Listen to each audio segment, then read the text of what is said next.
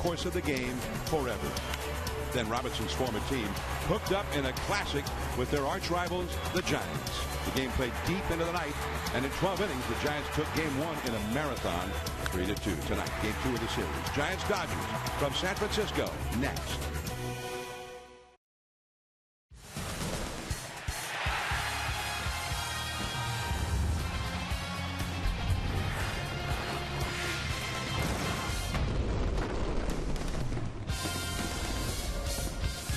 At 24 Willie Mays Plaza, everybody's favorite address in downtown San Francisco, the Giants and the Dodgers, game two of their three-game series on a beautiful night. Hello, everyone. I'm John Miller with Mike Krukow and Amy Gutierrez, bidding you welcome to Giants baseball and a classic Giants-Dodgers matchup last night. And although there was a great finish, a clutch hit by Hector Sanchez to bring home Brandon Crawford with a winning run, up until that time, the Giants were a little short on clutch hitting. They were 1 for 12 with runners in scoring position until Sanchez walk-off hit. Well, that has become a bit problematic for the Giants. If you consider how they started the season, they were hitting better than anybody on the planet with runners in scoring position, especially with 2 outs. Well, that has all of a sudden fallen on hard times. The last 9 games are, as a team, hitting .205. That needs to improve. The money hit is always a great hit for a lot of reasons, but it gives your team energy. And when you come off a 5-hour game and a 12-inning game like last night, those type of hits really could propel a team energy-wise to play a much better game as opposed to not getting that hit. Now, both teams went deep into their bullpens last night. Bruce Bochy used all of his relievers. He's got an extra reliever tonight. Jeremy Affeldt has been activated from the disabled list, so he's fresh. And he says that he could use virtually everybody tonight, although he wouldn't mind if Ryan Vogelsong went deep into the game. Well, you're right. And you consider both starters tonight have really had struggles. They haven't gone deeper than the 5th inning in any of their starts. So Ryan Vogelsong needs to go beyond that tonight, take some pressure off of the bullpen, and he can also take some pressure off of the defense if he throws strikes and works at quick pace. You can't go wrong if you're working at quick pace, especially after a long night last night. Vogelsong up against Mahalam of the Dodgers. Also, Brandon Crawford, he injured a right hamstring last night in his bunt. The Giants, a very classic ball game last night, and a wild night it was. Stay tuned in a moment. Amy G will come back with some highlights and some memories of Game 1, Giants-Dodgers.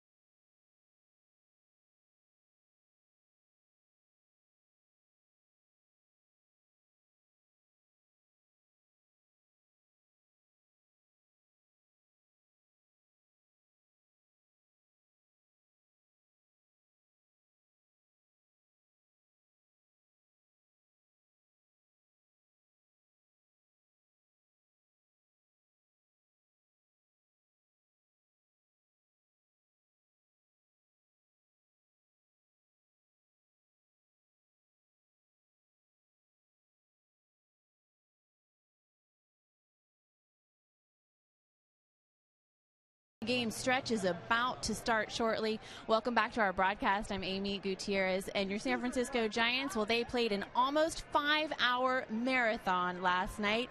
The Giants used every position player and every reliever, and backup catcher Hector Sanchez finally said it's time to go home, and he is our Ram gutsy play. Brandon Crawford actually the one in the 12th inning to get things started when he hit this one-out base hit up the middle off of Dodgers pitcher Brandon League. Then Brandon Hicks up to the plate, knocks it into what should be a routine double play ball, but it is botched, and Crawford is now in scoring position.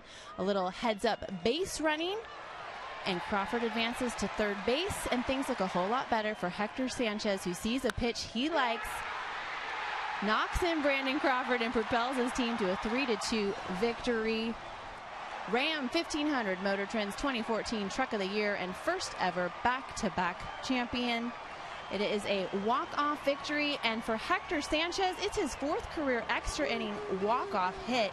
Hector told me that he knows his job as a backup catcher is to always be ready, to always be prepared, especially late in the game, and I'd say job well done. All right, on to tonight's game. Ryan Vogelsong is going to take the hill for your San Francisco Giants. He squares off against the Dodgers' Paul Maholm. John Miller, Mike Krukow have the call, and they'll have lineups and first pitch shortly, but after these messages, we're going to check in with our Comcast Sportsnet studios for an update. Stay with us.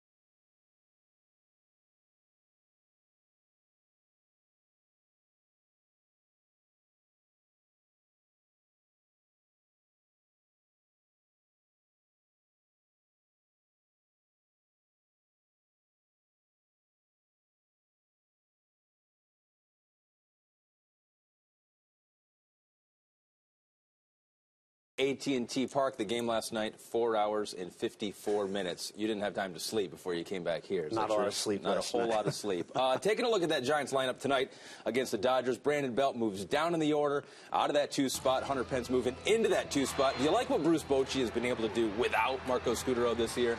I do. He's been really creative in that 2 spot. What I like about it is he's putting some guys in that spot in the order with some thump in their bat. Guys that can hit the ball for extra bases, guys that can drive in runs. You know, not your prototypical 2-hitter that hits the ball behind the runner at first, gets a guy over.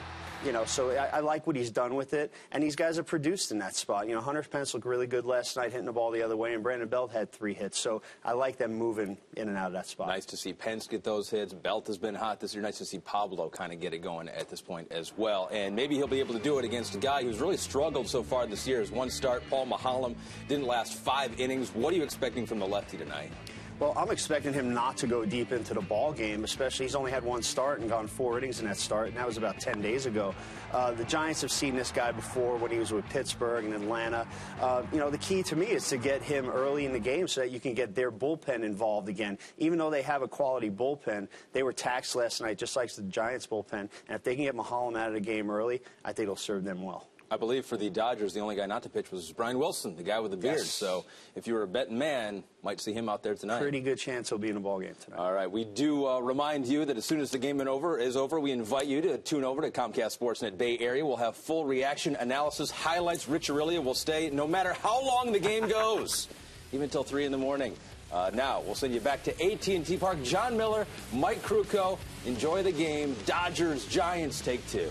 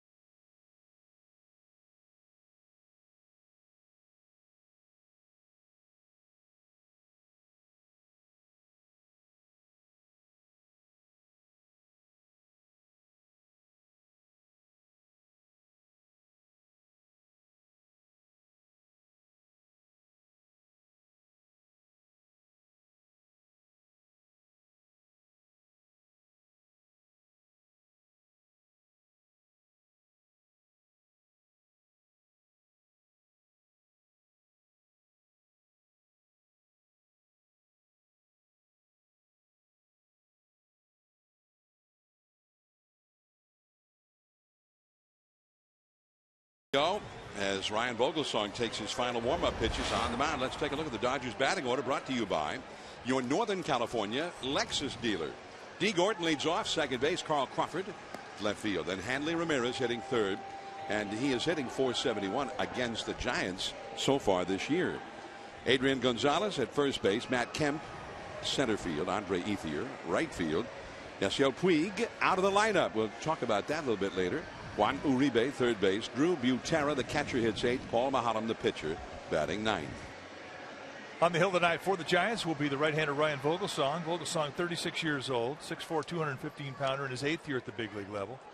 You see a low 90s fastball. He'll 2-4 seam. He'll cut the fastball. He'll also throw a curveball, slider, and a changeup. Ball 1, way inside as we are underway. Vogelsong 4-3 a lifetime against the Dodgers.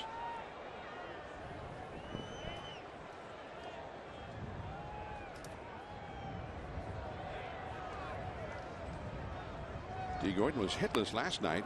There's a bunt. Look at that. Still fair. It just won't go foul. Wow. It's like the infield grass had a magnet to it.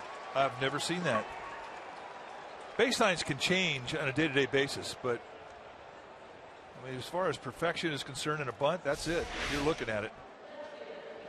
I mean, you thought once it hit the grass that it would kick left. It's almost like a little trench there. I mean, that's straight.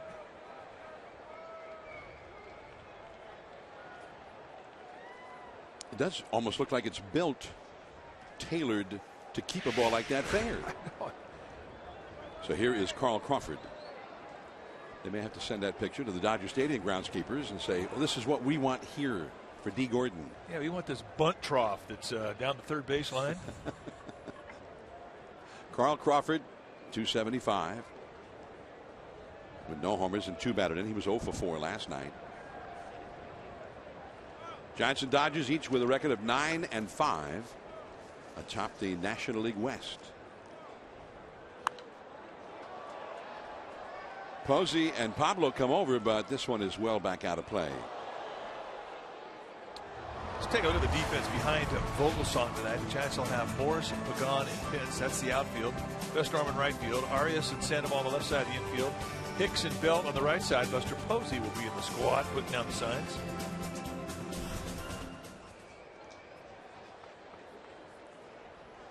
So Vogelsong working on this man, Carl Crawford, but also trying to keep a close eye on D. Gordon, who leads the major leagues in base stealing right now with 10 steals, only been caught 1 time. A ball and a strike.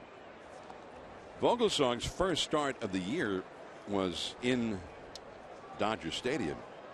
It was back on April the 4th. And Mike, as you pointed out, that day, early in that game, he just looked sensational. Best he'd looked in a couple of years. Well, the fastball was crisp. It was velocities as high as 93, but the command, the movement was as good as the velocity. Stayed in the corner. He had good sink on the sinker. He had good cut on the cutter.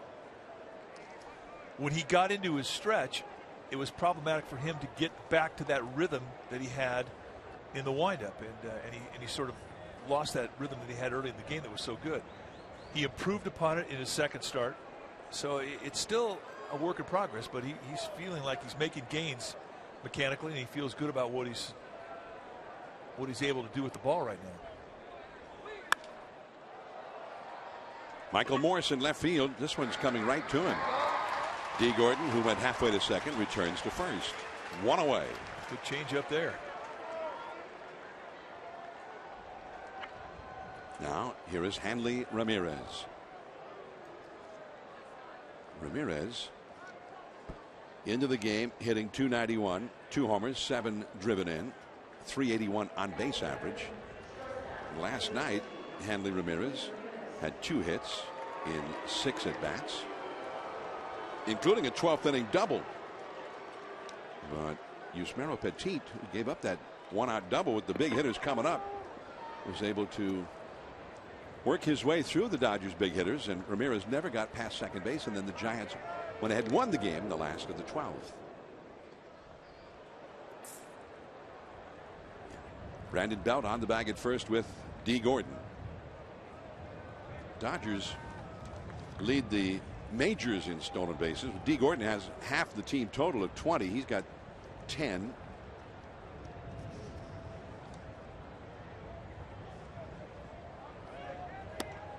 And that's in there for a called strike. It's 0-1.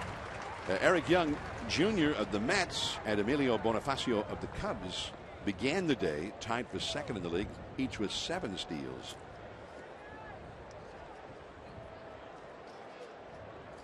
Jacoby Ellsbury of the Yankees began the day with 6 steals to lead the American League. So D. Gordon has been getting on base a lot, has been running a lot. Back over the screen, out of play. Really attacked that ball. Well, right now, if D. Gordon tries to steal off of Vogelsong, Buster Posey's going to have an excellent shot to try and get him, because Vogelsong is very quick out of the stretch. His unload time is right around a second, and that's very quick. Average unload time is 1.25. So if you're underneath that from the time you start your motion to the time it hits the bat or the catcher, you're doing your catcher a good a good deed. You're giving him a chance to throw out a runner. 0-2 to Hanley Ramirez. There's Gordon's lead. It's a pretty good lead. Into the hole. Arias. There's one. Hicks. 2. Inning over. Well started by Arias. Pagan coming up.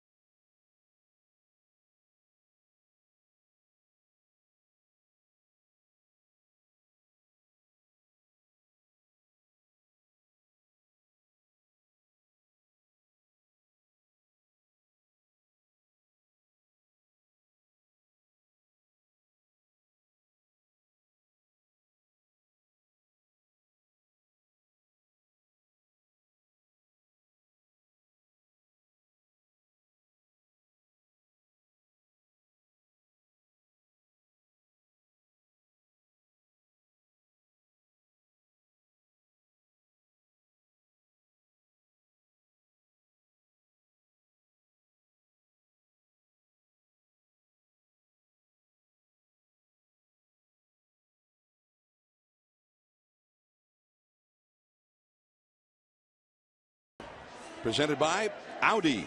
Truth in engineering. It'll be Pagan hitting .386. Got the most hits in the majors. He's tied for the most anyway. Center field. Pence in right field. Pence's batting average has started to climb lately. 3 hits last night. Pablo at third base. Posey the catcher hitting cleanup. And he has not had a hit for a few days. Morse in left field. Belt first base. Brandon Hicks hitting 7th at second base. Arias at short. Vogelsong, the pitcher, up against the veteran lefty Paul Mahalem. Yeah, you're right. He is a veteran. This is his 9th year. He's 31 years old, 6'2", 245-pounder out of Hattiesburg, Mississippi. And when you take your at-bats against Mahalem, he's not going to impress you with a lot of velocity, but he will impress you with a lot of ice cream. Oh, excuse me. I got a little distracted there. Sinker, cutter, changeup, slider, curveball, a lot of off-speed stuff. He'll throw anything anytime. 1 ball, 1 strike. We were looking everywhere for that ice cream. Where is it?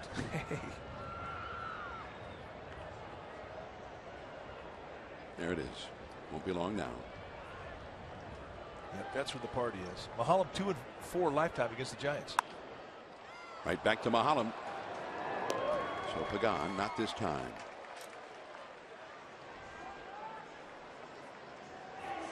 Let's take a look at the defense that the Dodgers will employ behind Paul Mahalem tonight, starting in the outfield.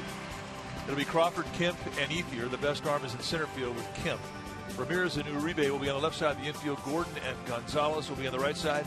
And Drew Butera will be in the squad, putting down the signs. Now Hunter Pence. Pence 3 hits last night, including 2 singles and an RBI double. He tied the game with his double down the left field line in the 9th inning. And, or I beg your pardon, that was Belt who did that. Pence had 3 hits and scored the Giants' first run back in the 6th inning. Back in left center, Crawford moving laterally now. And instead it's Crawford, and he dropped the ball. And that ball's in play. No catch. Some confusion between Crawford and Kemp.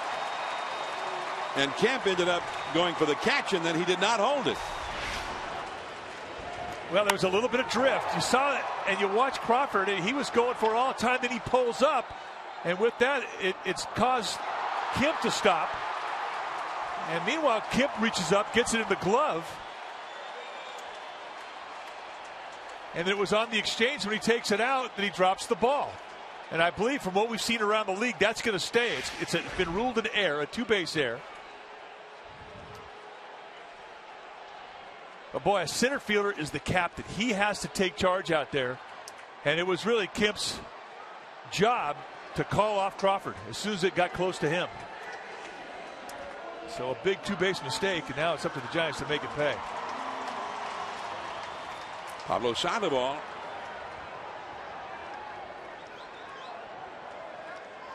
Dodgers beat Mahalam 7-2 back on April the 5th.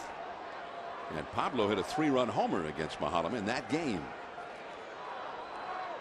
Pablo a .375 career average against Mahalam. The changeup off the outside. Ball 1. And Kemp looked over to Crawford and said, my bad. And it was. I mean, and that's just the number one rule of the outfield. The center fielder takes charge. If he can get it, he gets it.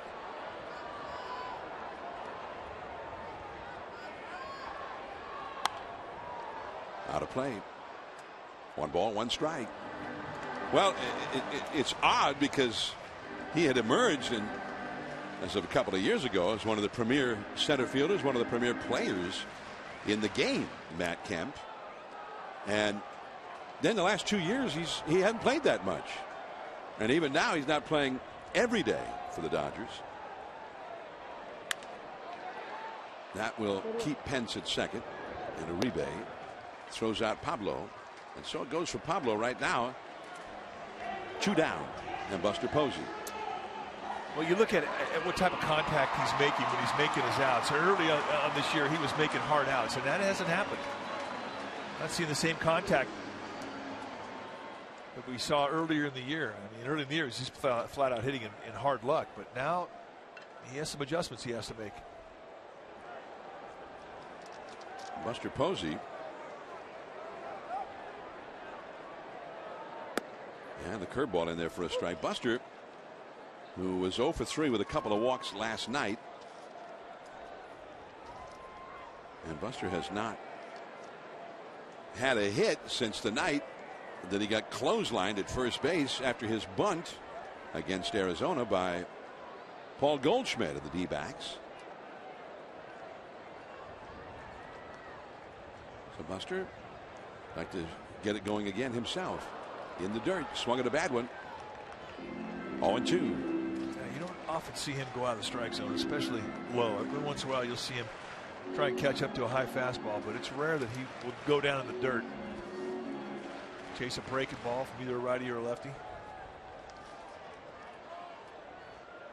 Posey hitting .571 for the year with runners in scoring position coming into play tonight. 1-2. Yeah, Mahalam going to go right back down there, figuring if he swings at one, maybe he'll swing at another one. Not a bad idea when you're ahead in the count 0-2. And with an open base at first, I mean, he could do that 3 more times. He does not have to give it to Posey at all. And that looks like what he may well have in mind here. 2-2 after Posey. It's Michael Morse, who's awaiting his turn in the on-deck circle.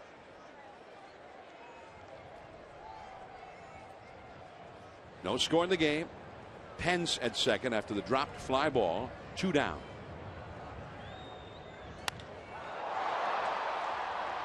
There's Kemp.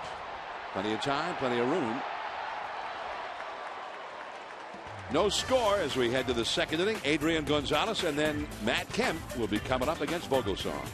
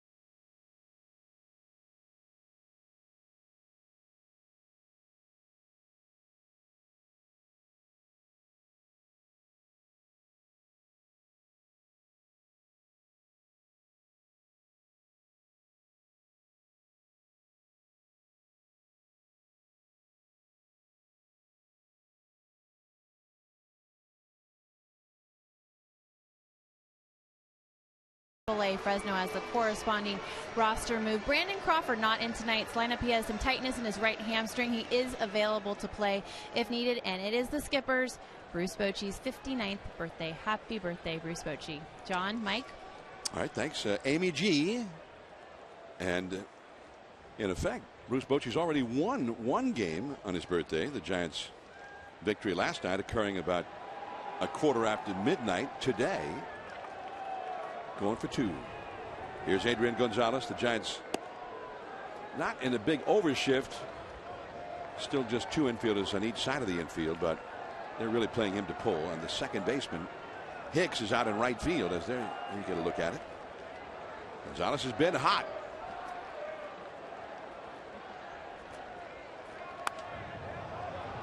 Along the right field line, foul. And the guy who got the closest to it was second baseman Brandon Hicks.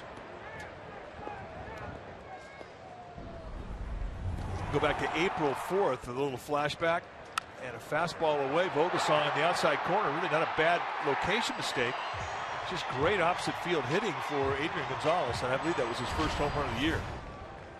But when you think about Adrian Gonzalez, when he was with the Padres, he would use left field a lot for his home run power.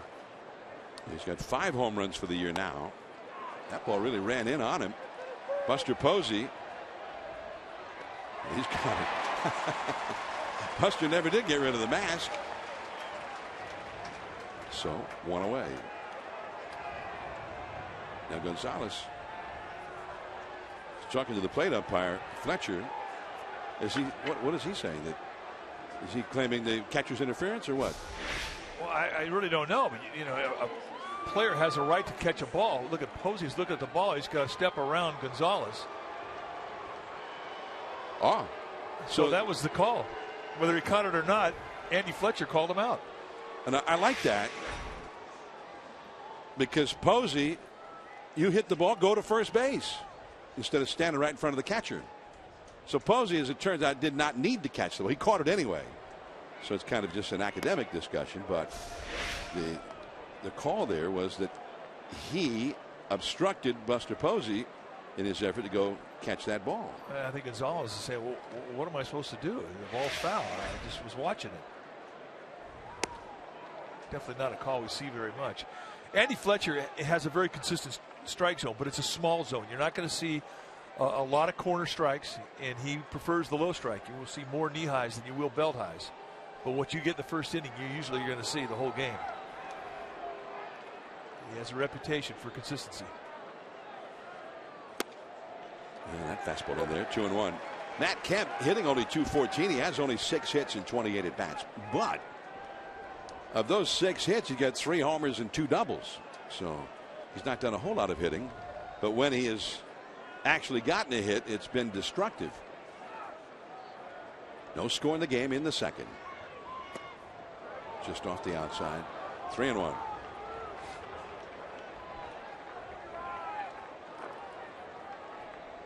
Andre Ethier is on deck. There's Ethier. Yasiel Puig not in the lineup tonight. And it's a walk. Well, Tuesday, April 29th is Chinese Heritage Night presented by Grayton Resort and Casino. Your special event package includes a game ticket to see the Giants take on the San Diego Padres and Collector's Edition's Giants Year of the Horse figurine. Partial proceeds from every ticket sold benefit local nonprofits in the Chinese community. Reminder, to receive the Year of the Horse giveaway, you need to purchase the special event ticket. Call 415-972-2298. Here's Andre Ethier. 1 out, runner at first, and it's 0-1. Yasiel Puig last night in the 12th inning with runners at first and second and 1 out hit a fly ball that ended up going to fairly deep right field. And he basically just took a couple of steps out of the batter's box and stood and watched it. He's out! A pickoff for Vogelsong. Wow, have a night, Matt Kemp. Now this is one that they'll watch. And I'm sure Mattingly's going to come out there and take as much time as he can until they get an answer. Very quick move.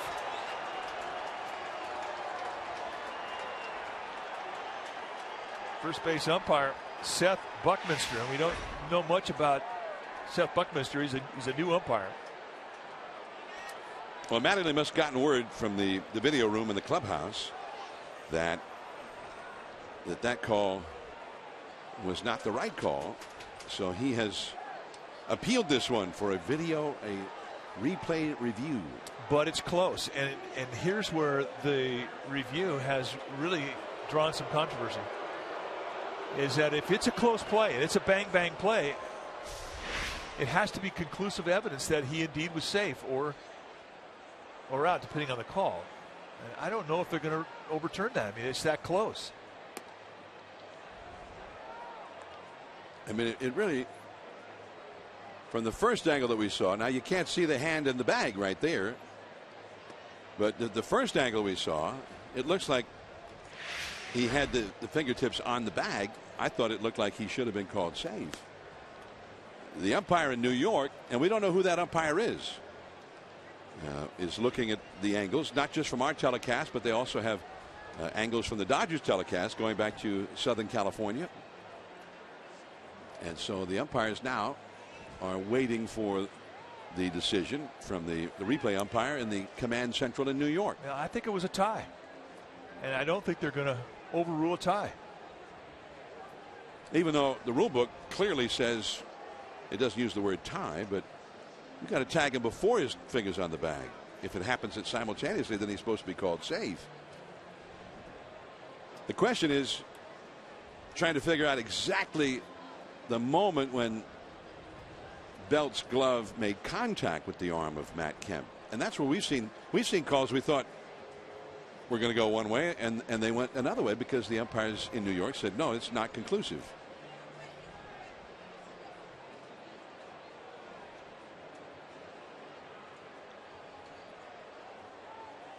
He had a little lean going a second. Looked like he was. I think they got him right there from that look. The one look you don't see is the angle that Buckminster had.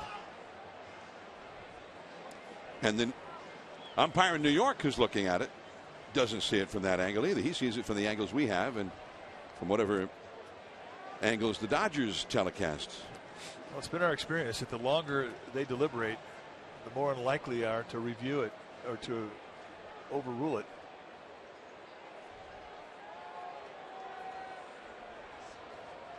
It's very difficult to say exactly when that glove was hitting the shirt sleeve of Kemp,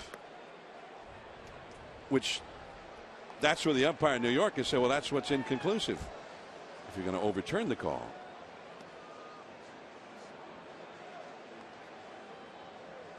That's why the key is what the umpire calls in the first place. If he'd said it's safe and then the Giants asked for the replay review, then the Giants would be hoping that there was conclusive evidence that he was out. So the call in the ballpark still has a great deal of weight as to what the ultimate call is going to be, unless there's something that just is obvious that the umpire missed, as was the case last night. The Giants had a replay review that got overturned, and Blanco ended up being credited with an infield hit after being called out. It's taken too long. And I understand why people are starting to boo now. You know, I mean, this is a new format, and I do think it's necessary, but I do believe that what we see now will be dramatically different in a year when they've worked on it, perfected it. But this is one of the flaws right here. It's taken too long. Well, and the longer it takes, you kind of just assume that means it's probably not going to be overturned.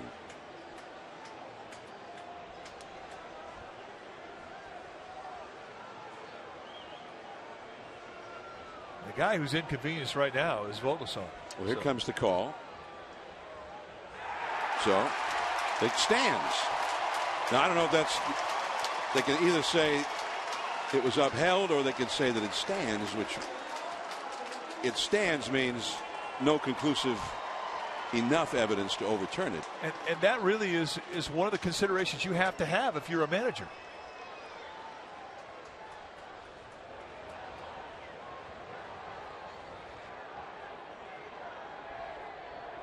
The ruling was call stands. Call stands. So that's the not conclusive enough evidence to. And how long was it? 4 minutes and 25 seconds it took. That's way too long.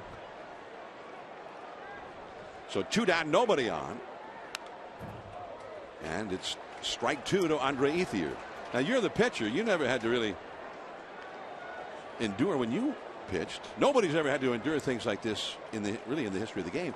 Sometimes you have long arguments where the manager's out there for several minutes getting kicked out of the game and so on and so forth. But or an injury, a guy at the plate swings hard, breaks a rib or something. But then you've got to somehow stay in your rhythm, stay warm. There's a foul into the Giants dugout. I don't think it's going to be much of a problem for Vogelsong. He's in his windup. And there's the reaction of Kempen, and he saw that the play was going to stand.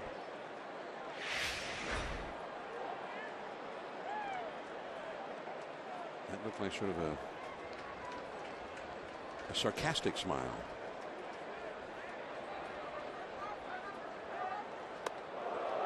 Just a bit high. 1-2.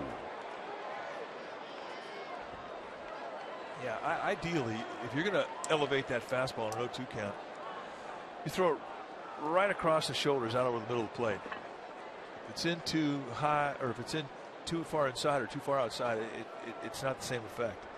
Right over the middle of the plate and high, that's when they'll go for it. Like, that's perfect. 2-2.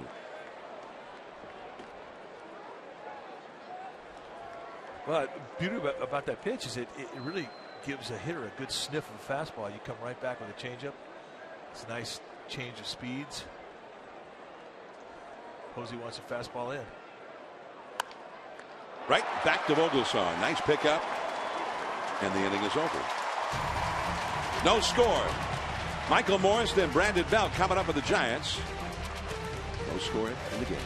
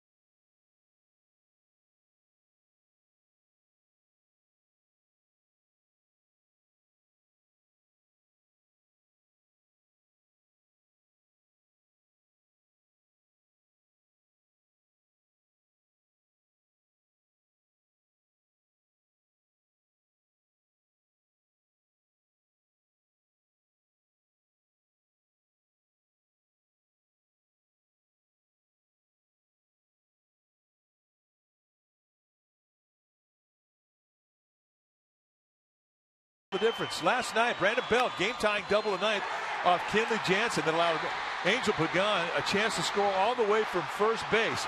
It tied the score.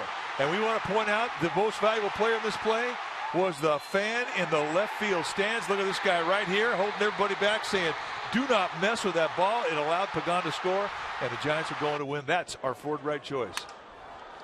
Michael Morris, first ball swinging against Mahalam. And Ramirez gets out number 1. So Morris gone on the first pitch here in the last of the second. No score. There's the group sitting out there in that same spot tonight. Well, if a fan would have interfered, Pagan would have scored. It's as simple as that. I mean, in the rule book says it's in the discretion of the umpire, but rare that you see an umpire give a third base. an extra 90 feet on that type of play. So that fan rose to the occasion. He did. It was Giants-Dodgers, hotly contested game, a rivalry kind of a game, a classic game. And that fan was right into the middle. Hey, well, this is a time we don't interfere. If you touch it, I'll kill you. I like his attitude. Because I think a lot of fans, they're sitting in places like that, they're like, the whole point is, I'm going to get a ball tonight. I'm in the right spot. First ball comes down here, I'm all over it. All over it. And that could have ruined the night. It really could have put a loss in the standings for the Giants. So you come to the ballpark, you sit along the side there. He's planning to get one. Yeah. If it's foul, it's all yours. If it's fair, stand back. And if you're not sure if it's foul or fair, let it go. I always remember in the Bartman episode at Wrigley Field where Moises Alou tried to make a catch, and it wasn't fan interference because Alou was trying to reach into the first row of the stands. The ball's fair game at that point. Certainly cost the home team, though, that night, you would think. And the next night, I'm doing the game at Fenway Park. Red Sox-Yankees. A ball down the right field line. The Red Sox outfielder goes over, or the Yankee outfielder goes over to try to play this ball. And the people all move back. They did the same thing as that guy last night here. They said, let's not hinder our guy going after this ball. Brandon Belt gets the walk. Here's Brandon Hicks. One Brandon missing for the lineup tonight, Brandon Crawford. Crawford laying down a would-be sacrifice bunt in the 10th inning after Blanco's leadoff hit. Ended up beating it out, but on the play, he kind of strained his right hamstring a little bit. They're not calling it a strain, just tightness. And it's just a precautionary move for him to take the night off tonight. He'll be treating it through the game. Strike one to Brandon Hicks. Hicks is hitting .318, 7 for 22 with 2 doubles and a homer.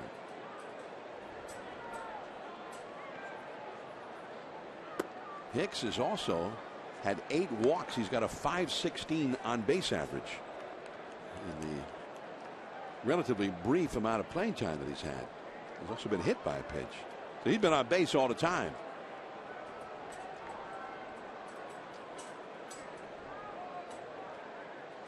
No score, 1 out, runner at first. Kemp out number 2. And Belt turns around, goes back to first.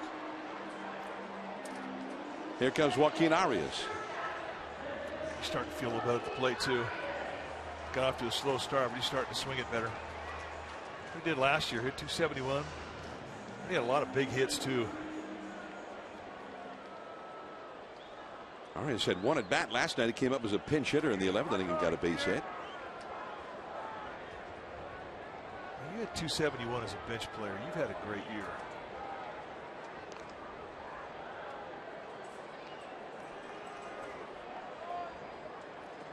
Well, those guys are, everybody's looking for guys like that. They can play several different positions and they can handle the bat well. We've seen Arias get real hot at times in his tenure as a Giant. Ball 1. Yeah, he's streaky. You bet. 2012, late in the year, he really got hot. And he was playing a lot of third base as well as other positions, but played third more often than the others. And he really had some key hits for the Giants in that stretch run.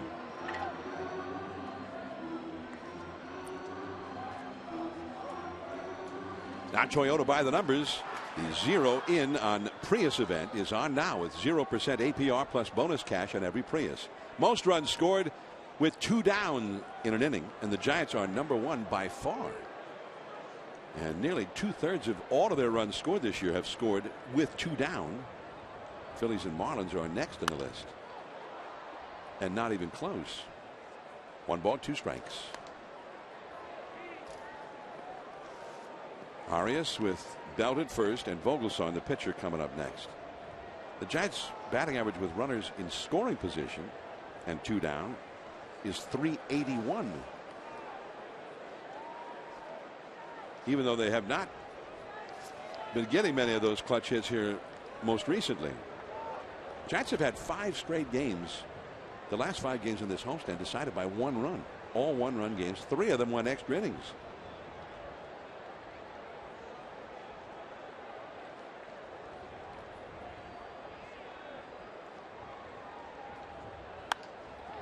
Into right field for a base hit. Belt will keep on running. Ethier throws to second, and the Giants have runners at first and third. And when he gets hot, he uses right field a lot. At the very least, it allows the Giants to get Vogelsong up this inning.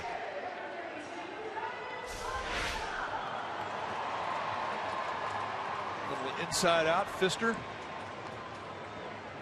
Thing of beauty right there.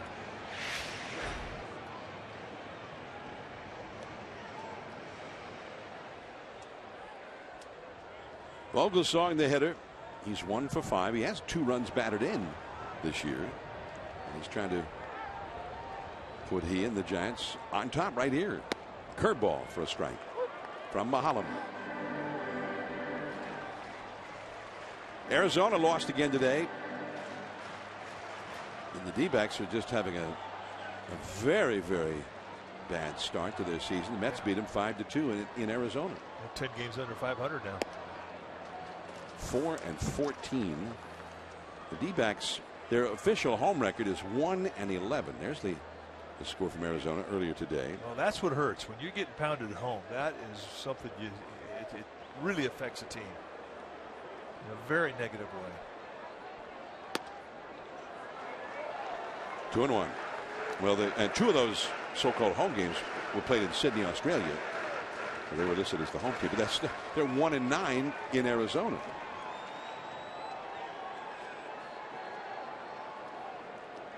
The Vogelsong with a count of 2-1.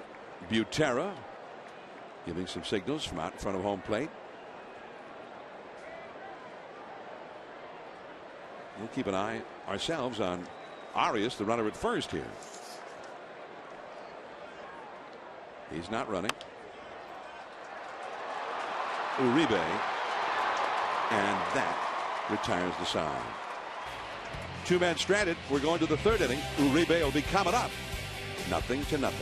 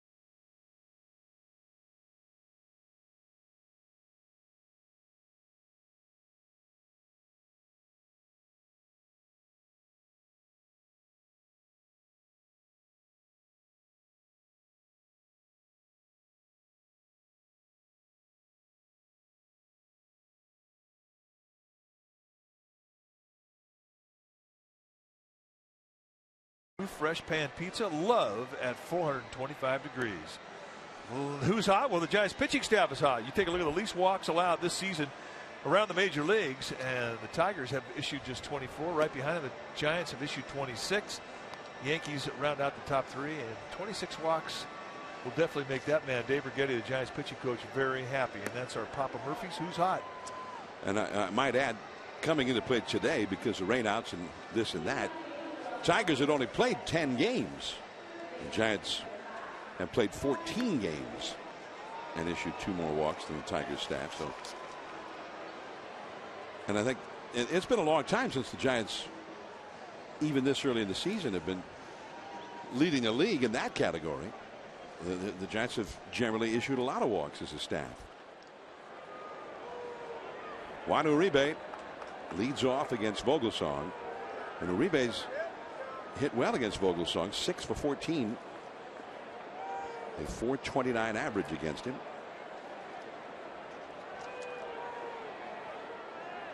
Uribe hit a double when he faced him in LA 12 days ago. And that one curves in there for a strike. Now, this matchup is one you got to watch closely. Historically, it has pretty much all gone in Juan Uribe's favor. He has done well against Vogelsong.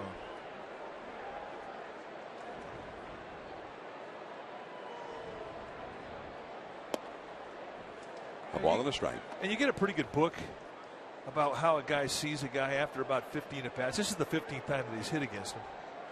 And he's 6 for 14 with a double and a triple.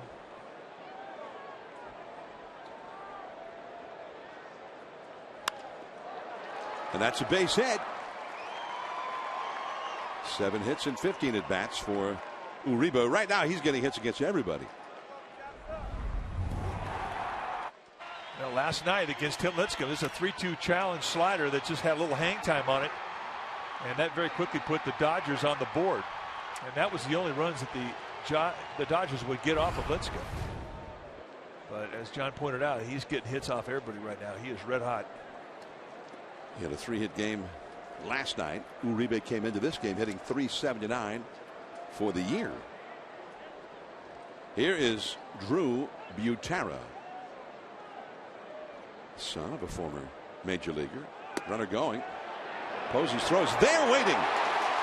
Hicks tags out Uribe.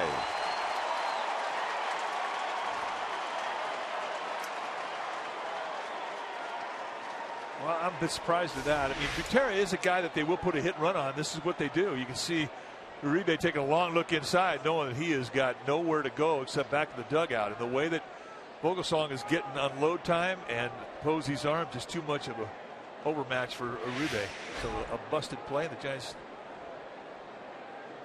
get a quick out. Pablo.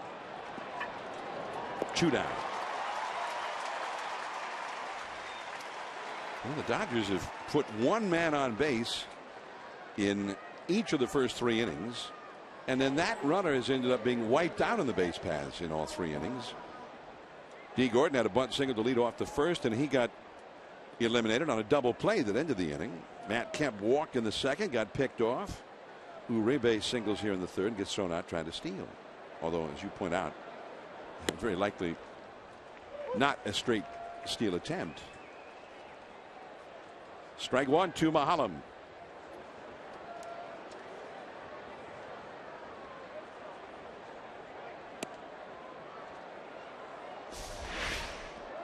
Yeah, pay attention. Souvenir bats can be a little down. Look out, Dad. Easy, big fella. Just want to hit the ball, Dad. 1-2.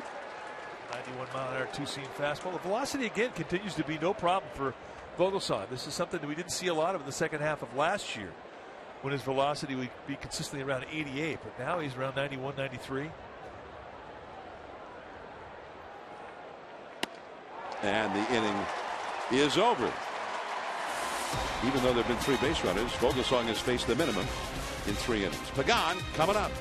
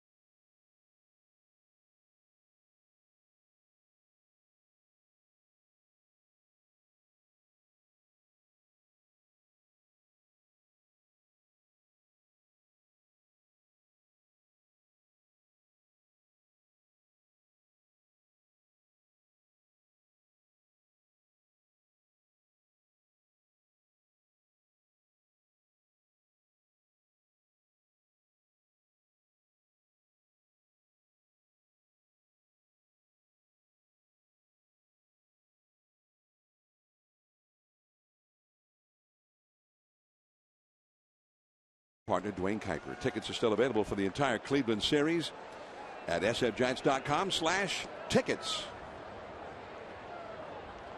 Here's a big slow curveball for ball one. That was 64 miles an hour to Pagan. You have to stay in on it. Pagan hit a comebacker his first time. Switch hitter, batting right-handed. A little bit low, 2-0.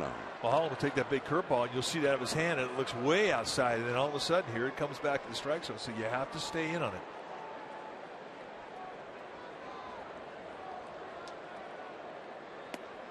Three and 0. You know, I was thinking, wouldn't it be cool if they brought Steve Stone back for a first pitch ceremony on the Dwayne Kuiper bobblehead night? I think they should. Steve Stone, the Cy Young Award winner with the Baltimore Orioles. He was the guy that served it up to Dwayne Kuiper.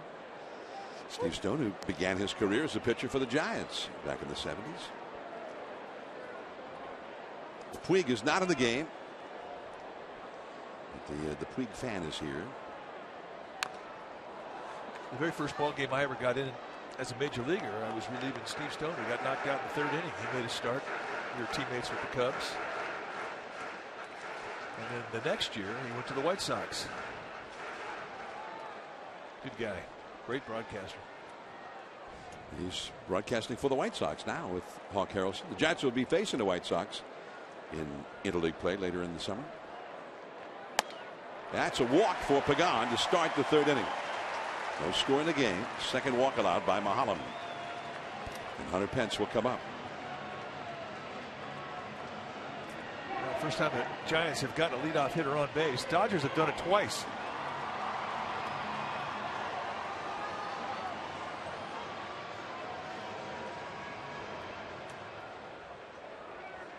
Pence hit a fly ball out into left center field. It ended up being dropped by Matt Kemp. A little confusion between Kemp and Carl Crawford as to who was going to catch the ball. And as it turned out, nobody caught it. Crawford looked at Kemp. Kemp, rather shocked, then stuck the glove up to catch it, caught it, but ended up not holding on to it. Into the hole. Hanley Ramirez, nice play. There's one. Not in time at first.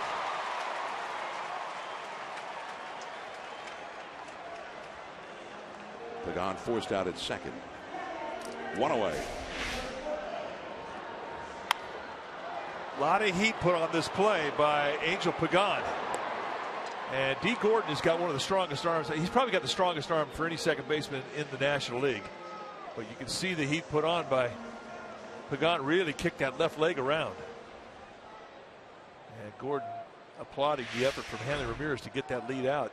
That was a nice play by Ramirez. Hanley committed an error last night on a play similar to this. Watch Pagan. And watch the left leg, and D. Gordon was trying to take that thing into left field. Really spun it around. If you're afraid of contact, do not apply for the job of being a second baseman at the big league level. Hey. Pablo with a count of 2-0. And when you think about it, I mean, D. Gordon really is a natural shortstop. He's learning how to play second base at the big league level. Well, a lot of second basemen like to use that bag as their defense against a runner, which is what he was doing. And some second basemen like to do it differently. They like to step toward the shortstop to take that throw and sort of get out of the line of fire a little bit. That's out of play. And it also, the ball actually gets to it a little more quickly because you're actually closer to the throw. But D. Gordon is having to learn how to turn that play in effect with his back to the runner, which he's never had to do before. And that's the challenge. You don't see the heat like you do when you play shortstop. You hear it, you just don't see it. 2-1 to Pablo, and Pence, who had 22 steals last year, back to the bag. He's had 2 steals so far this year, including one in the 8th inning last night. Gonzalez on the bag with him at first. Mahalam keeping an eye on him. Base hit. Pence will stop at second. So Pablo hit that one sharply, and Those base hits have been in short supply for him lately. And the Giants have a threat. 2 men on, 1 man out, and Buster Posey, the cleanup hitter, coming up.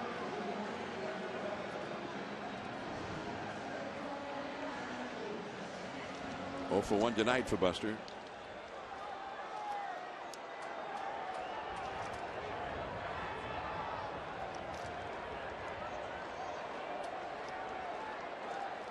Buster in an 0 for 11 right now. Since the night where he got clotheslined at first base in that near catastrophic collision between himself and Paul Goldschmidt, after Buster laid down a bunt in the process of beating it out. The throw to first a little bit wide, and he ran right into the big, strong left arm of Goldschmidt. And I thought maybe he had a little whiplash in that play. Into the hole, base hit. And he's going to test Crawford. Not a great arm. Not nearly in time, and the Giants have a 1-0 lead. No hesitation whatsoever from Tim Flannery. He knows the weak link in regards to arm strength in the Dodger outfield is left field.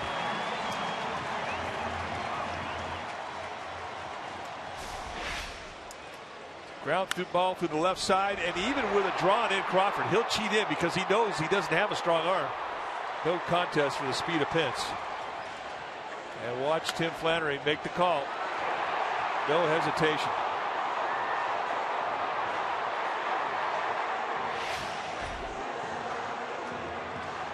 So Hunter Pence making it happen on the bases. So the Giants are ahead 1-0. Here is Morris. 2 men on, 1 man out. Called a strike. Generous strike there.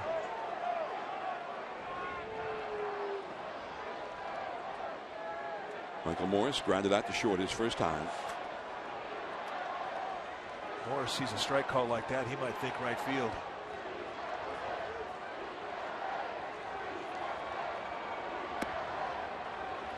The Giants have Pablo at second, Posey at first. A catcher and a pitcher both know that if you get a gift on the outside corner, especially down below the knees like that first strike was called, you got to go back out there again. And it's not a strike, but if the umpire is going to give it to you, you're crazy not to get back in that location.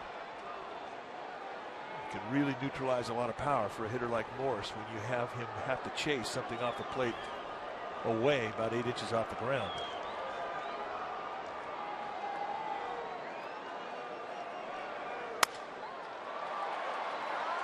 They get the out at second and off the bag, but on in time for the double play. The Giants get the 1 run. The Dodgers at the top of the order coming up.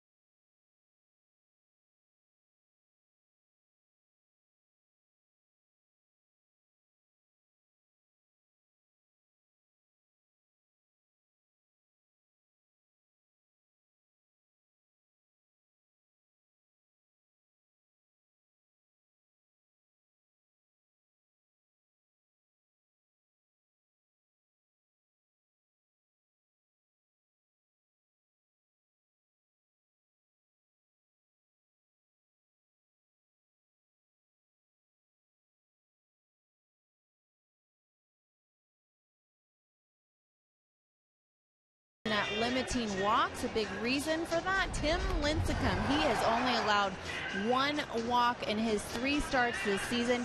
He told me he's well aware that walks have been a problem for him. He's been plagued by him, and this season he's being more aggressive in the zone, dictating more and not giving in to the hitters.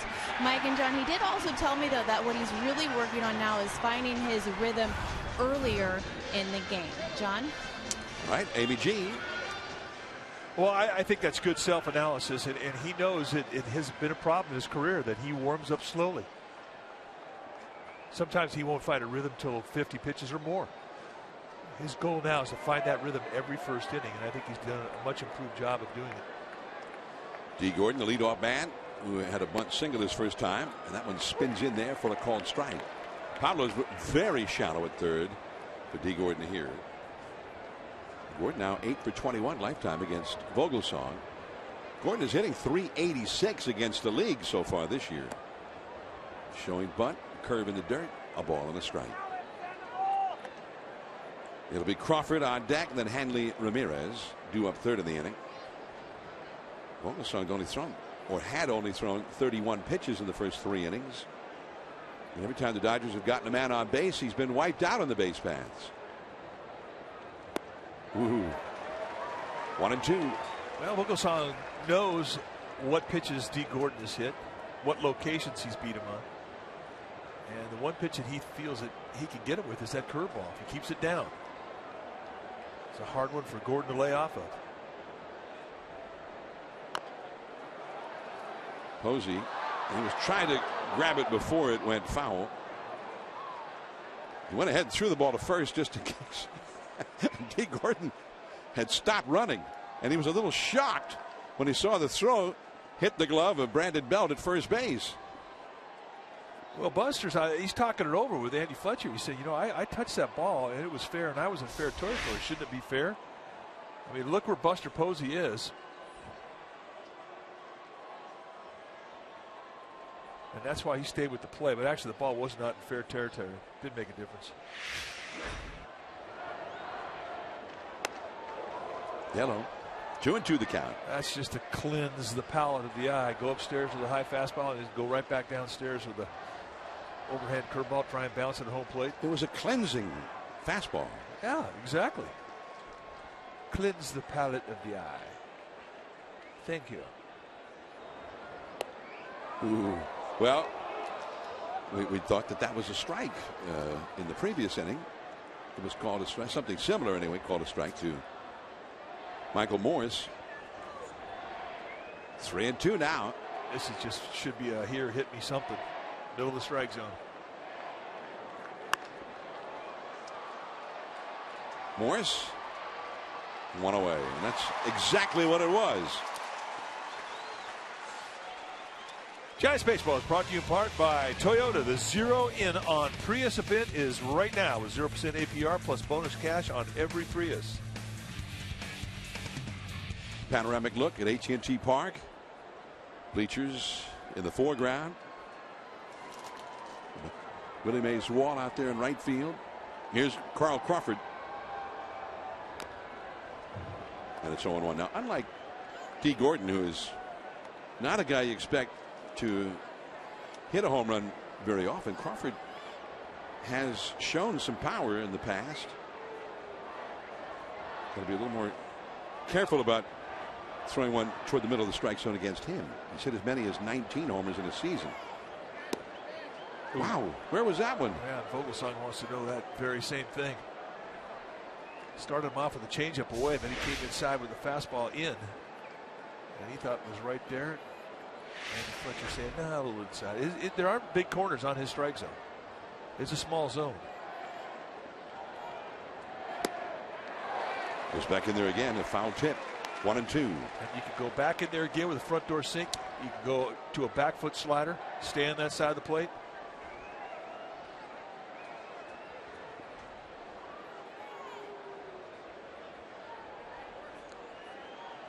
Looks like he backed off the plate a little bit. Buster saw it, he's going away. Guys will do that in the box. That's why good catchers And really, there aren't many catchers at the big league level that don't pay attention to that sort of thing. They'll look at their marks when they get in the batter's box, and then if they adjust, they'll adjust what pitches they call. Some hitters will set you up. They'll back off the plate, deliberately do that, and look away, dive out there the outside corner. It's all a great game. Look out. Into the crowd in a hurry. Yeah, that's an emergency swing right there. Pretty good one, I might add. Gamer got it. Nice going. Whoa. Orioles. There'll be no flashing in the stands, man. We have Giants gamer babes, and then we have the Oriole flashers. Is that legal in Baltimore? I don't claim to ever have seen it. 2-2 the count. And 3-2. For the Orioles, black and orange, just like the Giants. And so that's a couple out. Must be out on business trip or maybe vacation out from Maryland to San Francisco. 3-2 the count. Foul tip. Still alive, just barely.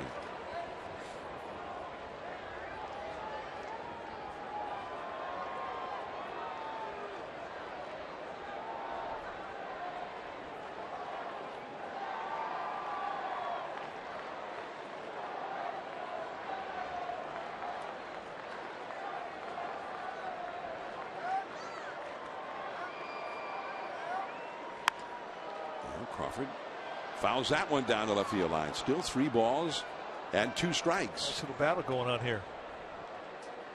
Vogelsong, who threw only 31 pitches in the first 3 innings, getting into a little bit of a battle here.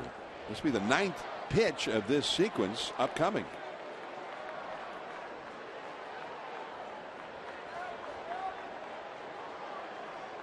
Three and 2. And a high pop-up. Arias and Hicks are both there. It is Arias. 2 down. So a couple 3-2 counts here to start off the 4th inning, and both times Vogelsong has been able to win it with fastball challenges. Nicely done. Keeping him off the bases in front of the power. Hey, the Empress of Sausalito is here. And a lovely lady she is. Indeed she is. Looks like fun, doesn't it? It really does. A regular stop for many of the big cruisers. Dinner cruises, party cruises. It's sharp to the Hicks. He recovers the throw in plenty of time. So he had a couple of 3-2 counts, and then he gets the dangerous Ramirez on 1 pitch. 1-0 Giants. Belt coming up.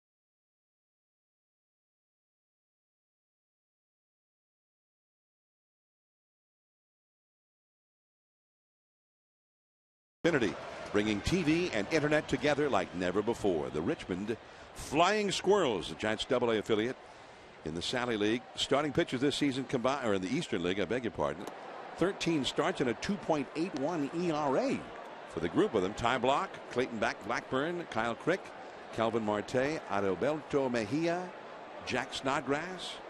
Remember some of those names because they may be pitching off the mound here at AT&T Park in the not too distant future. Some of them anyway. Brandon Belt with a count of 1-1 facing Paul Maholm, leading off for the Giants here in the last of the fourth. Belt walked his first time. 1-0 Giants. Off the inside. 2-1. Good pitch. Hicks is on deck. Arias due up third in the inning. The 6, 7, 8 spots in the Giants batting order coming up here.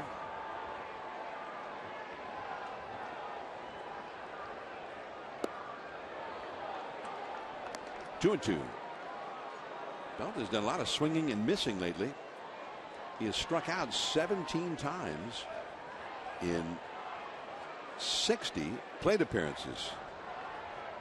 30% of all of his plate appearances have ended with a strikeout.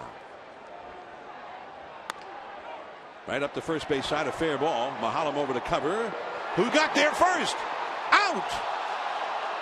And maybe the tag was applied.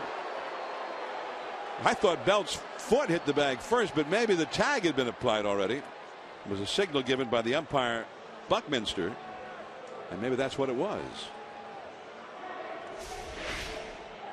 Well, it's a beautiful thing about being a left-hander. I mean, you know you've got your glove hand right there that is close to the runner. If you're going to lose the race, just reach out and do what Maholm did. Touch somebody.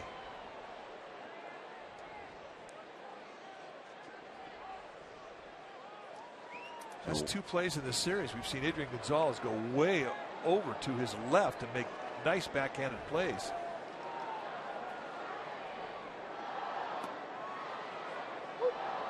That's that big curveball we're talking about where you see it big and off the plate away. And the break on it's big. You have to stay on it, especially with two-strike situations. 0-2. But usually with that big curveball, Maholm will take a strikeout early in the count. And that's what he wants to do with it. Steal a strike. Doesn't usually try to finish you off with it. Unless he's really got a good one going that night.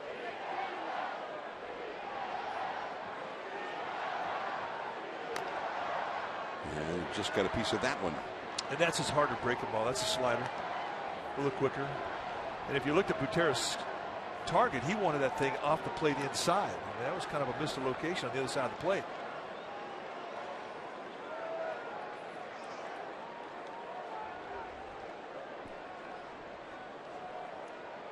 Hicks lined out to center his first time, and that is out of play. A foul ball. Still 0-2. Now Butera is going to go out and talk to Maholm.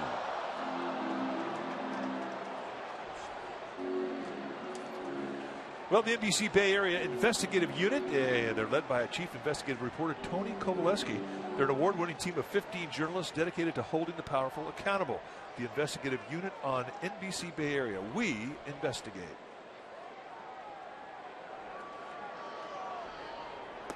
And he struck him out. And that one appeared to be right where Butera wanted it. Dodger fan and a Giants fan enjoying the game together. It can be done. Yes, it can. Provided the score is tied.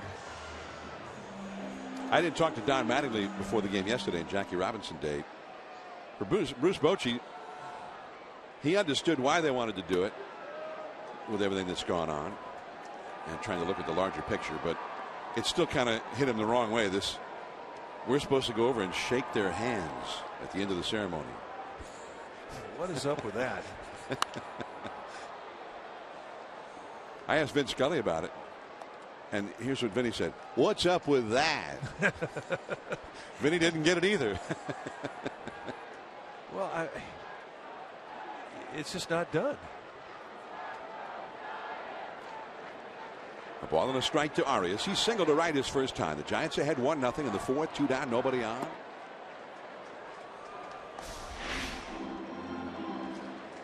Shook hands with Don Mattingly.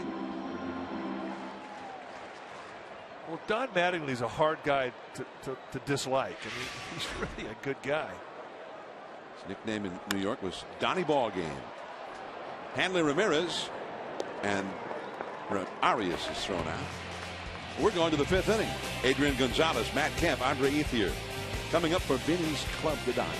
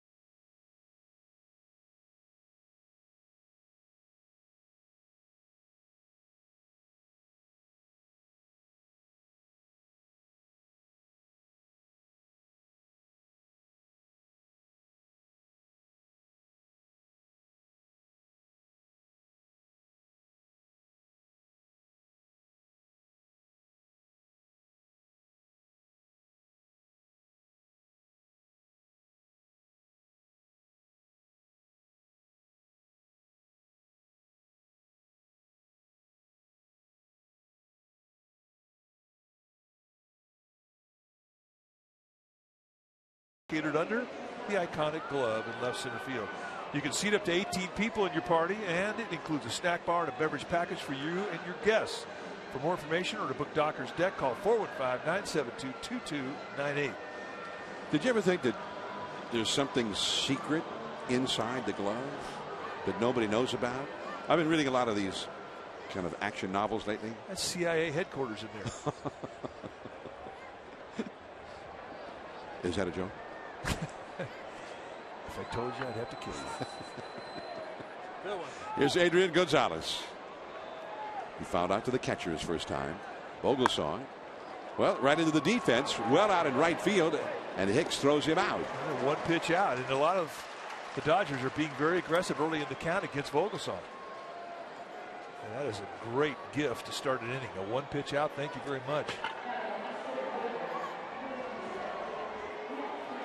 Now Matt Kemp, who walked his first time, then got picked off. Although the Dodgers thought that he really had gotten back to the bag safely, they requested a replay review, but the call stood. It was not overturned. It was not deemed to have been correct, as in upheld. Just the call stands, which means that there was no conclusive evidence. There's a strike on the outside. Not enough conclusive evidence for them to say, yes, the call was wrong. He was safe. 1-0 Giants in the 5th inning. Matt Kemp, very powerful. And that changeup just missed. Now, one thing about Kemp, he's hitting only .214 for the season, but he has the 3 homers. Last year, the Matt Kemp we saw had almost no power at all. So they are really excited to see those home runs that he's hit so far. Well, he was hurt, and he could not release his right shoulder through the swing. So every time he was taking a swing, he was basically cutting off his power. But surgery, rehab, and he's finally starting to swing the bat and generate that bat speed. We saw him several years ago when he was premier, and as a real MVP candidate. 2-2. And Buster Posey, maybe he got a little bit of dust or dirt in the eye.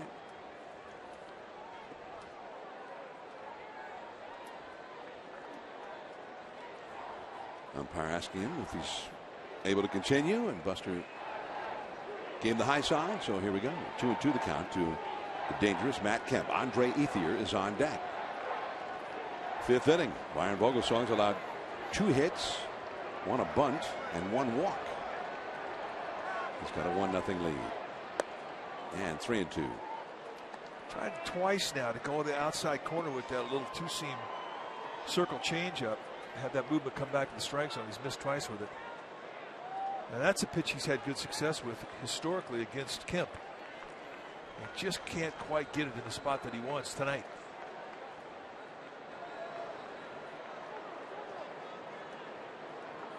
Kemp backs away. 3-ball, 2-strike count. This is the 4th time that Vogelsong has gone to a 3-ball count. Kemp is the only batter that he has walked so far. There's a high pop-up, shallow right, and coming in is Pence, calling off Hicks. Pence has got it.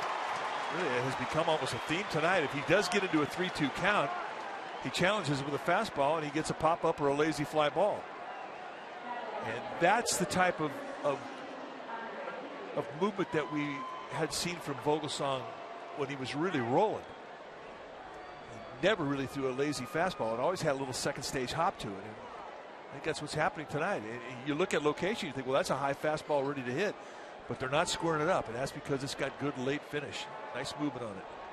55 pitches total. Very stingy. Belt, Vogelsong over to cover, and that's the inning. Ethier is 0 for 2. 5 shutout innings in the books for Vogelsong.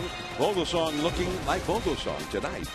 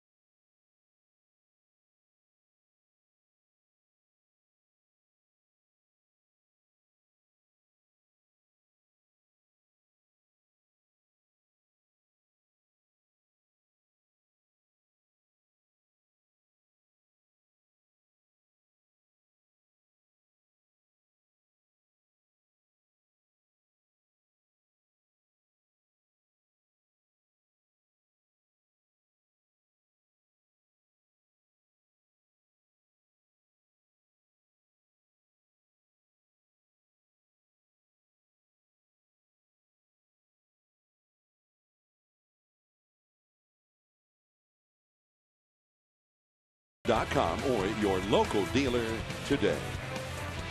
I'm John Miller with Mike Trucco. Not far from the magnificent San Francisco Oakland Bay Bridge with the computerized light show that the bridge displays every night. I read that the same 2 patterns are never repeated. It's like an infinite variety of designs and patterns that show up in that bridge as the night wears on. It's quite a show. It's very cool. A called strike to Vogelsong from Mahalam. There it is. Well, I hope they continue to do this. It's spectacular. I heard that they were going to do it for a while, then stop. And I hope that doesn't happen. Maybe getting some bad information. But for my birthday last October, we had dinner at the Water Bar right near there, where you get a great view of that, and it was kind of mesmerizing to be up close. The sun went down, you started seeing it better and better, and it was hard to take your eyes off it after a while. It was just so many cool scenes that it would display. Big curveball almost hit Vogelsong on the right foot. 2-2. Braves beat Cliff Lee and the Phillies tonight in Philadelphia 1-0. Teheran got the 3-hit shutout to beat Lee. Here is D. Gordon. Plenty of time. 1 away. Well, for comprehensive coverage of everything Orange and Black, check out pregame live and postgame live before and after every Giants telecast on Comcast Sportsnet, authentic Bay Area sports.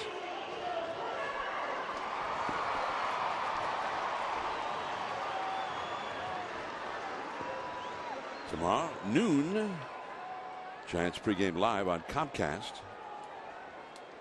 And a 12:35 first pitch. With Madison Bumgarner up against Hyunjin Ryu. Actually, is 12:45 first pitch tomorrow. With Bumgarner and Ryu going at it. The Giants will travel after the game. That'll be the end of the homestand. They head to San Diego for 3 and then Colorado for 3. Pagan 0 for 1 with a walk, and that's a base hit. D. Gordon had some pretty good elevation for a little guy, but still beyond his reach. I really do believe against a guy like Mahalam, he's going to tie you up at knots if you try and pull him. If you're a right-handed hitter, go the other way, and that's perfect approach by Pagan.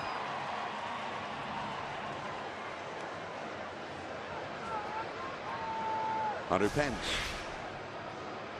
See him go out there, extend, and watch how high Gordon gets up. That's up there. He's got some hops. Hunter Pence has been on base a couple of times, but does not have a hit. He scored the only run of the game. There's that low strike again. What does he get like a real tall guy whose knees are way up off the ground? All of a sudden, he likes a pitch that's just barely above the ground as a strike. 1-1 to Hunter Pence. There you see how the Dodgers are playing it. Gonzalez on the bag at first with Pagan. Well, that one was only a strike as Pence swung at it, foul tipping it. It's 0-2.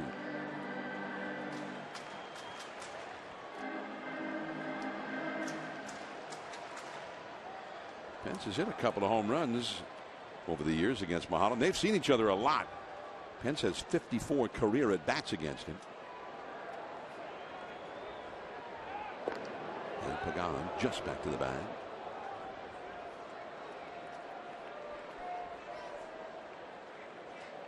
Pagan and Gonzalez talking it over. First base is a very social position if you're a first baseman. Get to talk to just about everybody in the game at one point or another.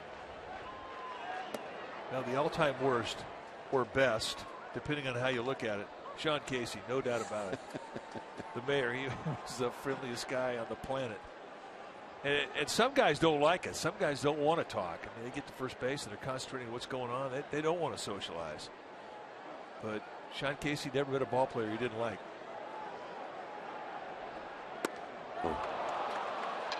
Pence didn't, just looked bad on that swing. 2 down. Well, it was an emergency swing. He was fooled on the pitch. Did about all he could do to try and stay alive. It does look bad when you replay it. Certainly not something he's going to want to look at come Christmas time in his highlight film.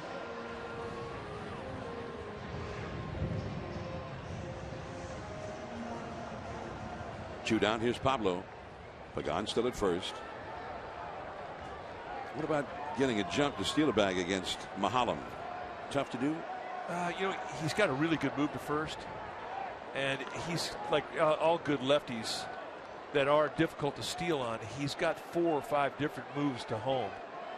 He'll give you a high leg kick. He'll give you a half leg. He'll give you a slide step. So it really is hard to time him. I guess when you steal him, you have to get lucky. You go on first move, and it's the time he's going to lift it up and give you a high leg kick. And if he does a good job, which he normally does, Butera, the Dodger catcher's got a cannon.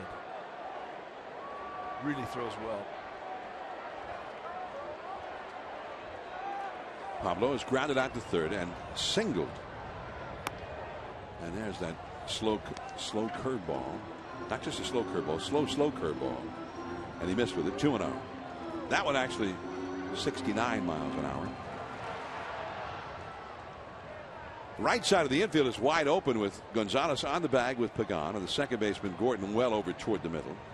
You see the shortstop Ramirez way over to the hole toward third.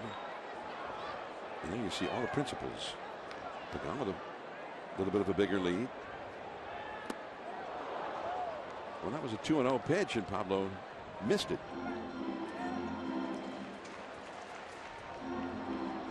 Pablo has been battling, almost battling himself as much as the opposing pitcher here. At times looking over anxious. And over swinging too. And that will happen with Pablo on occasion. Bruce Bochy always puts it this way with Pablo. Pablo gets overexcited sometimes. He wants to hit some home runs, and that's when the overswinging starts.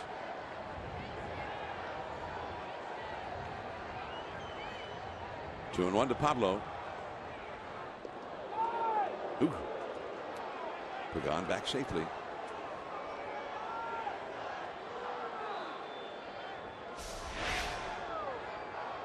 How close was it? Yeah, that's close. And Seth Buckminster, the rookie umpire, I mean, he's looking for outs over there. High pop up. Gordon out. Ethier in. And Ethier's the wind. Took that one more into center field than right field. He stayed with it. On to the 6th inning. 1-0 Giants.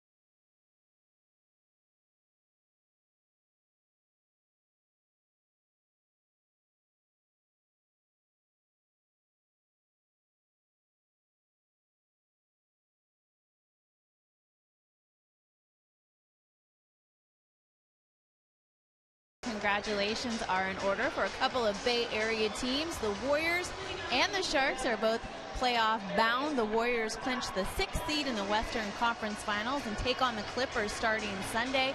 And your San Jose Sharks, they're going to face the Kings tomorrow at the Tank for the Stanley Cup first round playoff. Congrats to both of them, John and Mike. Indeed, congratulations. Yeah, good year for Bay Area sports, so I hope they do well. Here is Uribe. He singled his first time and then got thrown out trying to steal on what looked like a busted hit and run play, and the count is 0-1.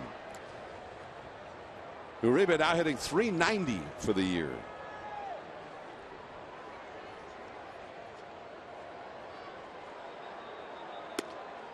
Just off the corner. 1 ball, 1 strike. Uribe, after the Giants won the World Series in 2010, ended up signing a 3-year contract with the Dodgers and had 2 just lost years.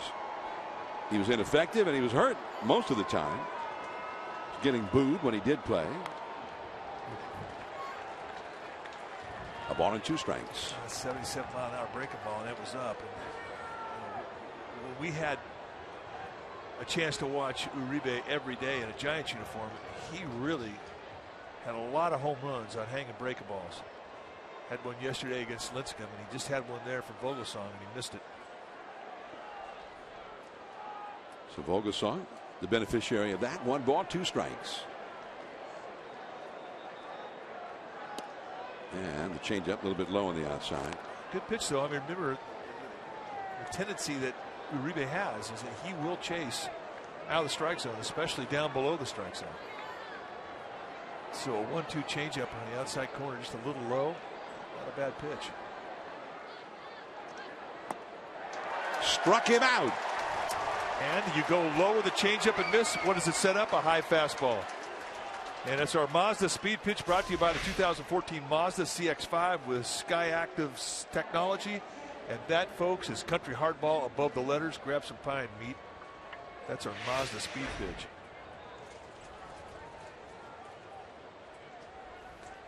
So the previous pitch set that pitch up. Indeed.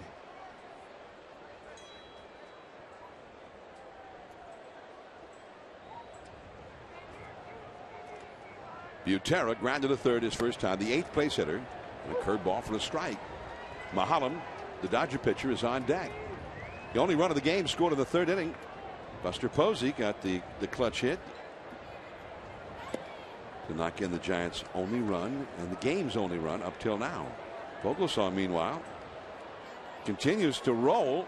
He allowed 3 base runners, 1 in each of the first 3 innings. All 3 of those base runners ended up being wiped out on the base paths. So he's faced a minimum number of hitters. And when he misses, it's not by very much. But Andy Fletcher, we talked about his zone. He likes the low strike. It's a small zone. You don't get a lot of corner calls. But the zone he had the first inning is what it's been all night long, and everybody knows it.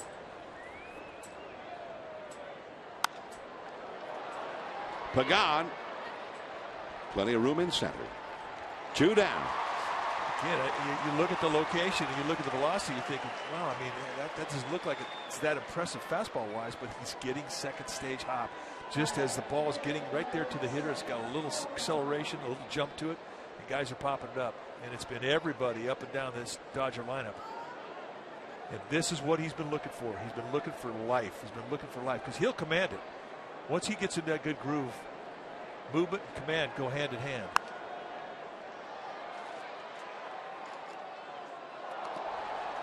Nice catch. Yeah.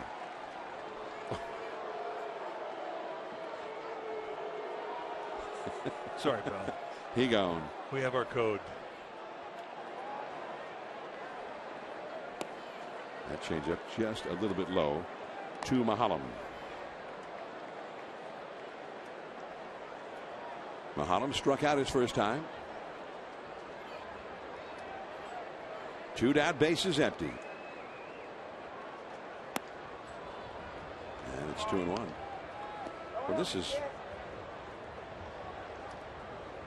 great news for the Giants and for Vogelsong himself, although Vogelsong has never doubted. And he had flashes of what we've seen tonight in his previous 2 starts. Just off the outside, it's 3-1 to the opposing pitcher. And he's working on a shutout, a 2-hitter. With 2 down here in the 6th inning. 14 for 18 with first pitch strike, the last 10 in a row. 3-2.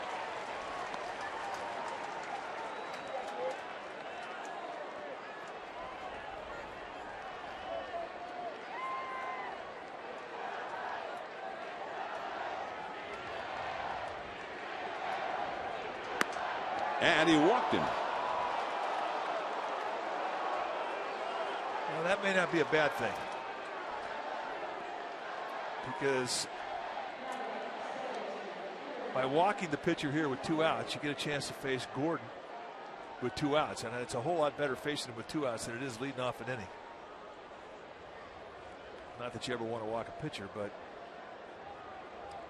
in a 1-run ball game, having this guy lead off an inning is a little intimidating with his speed.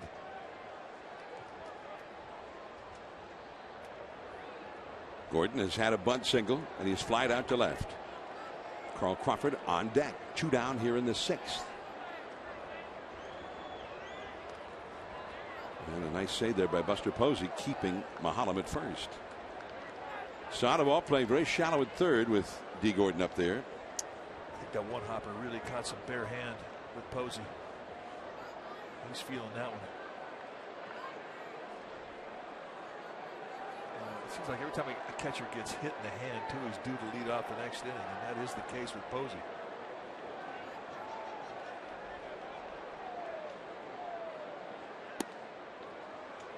A ball and a strike.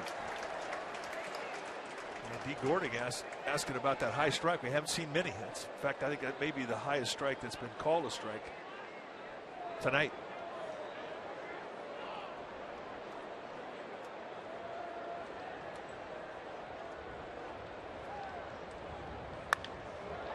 Out into the big gap in right center. And that's going to be a run into the wide open spaces. Pence to Hicks, and Gordon will stop at third as Mahalan crosses the plate. And that 2-out walk has been turned into a run as D. Gordon muscled up. He went down and golfed the curveball down and in. And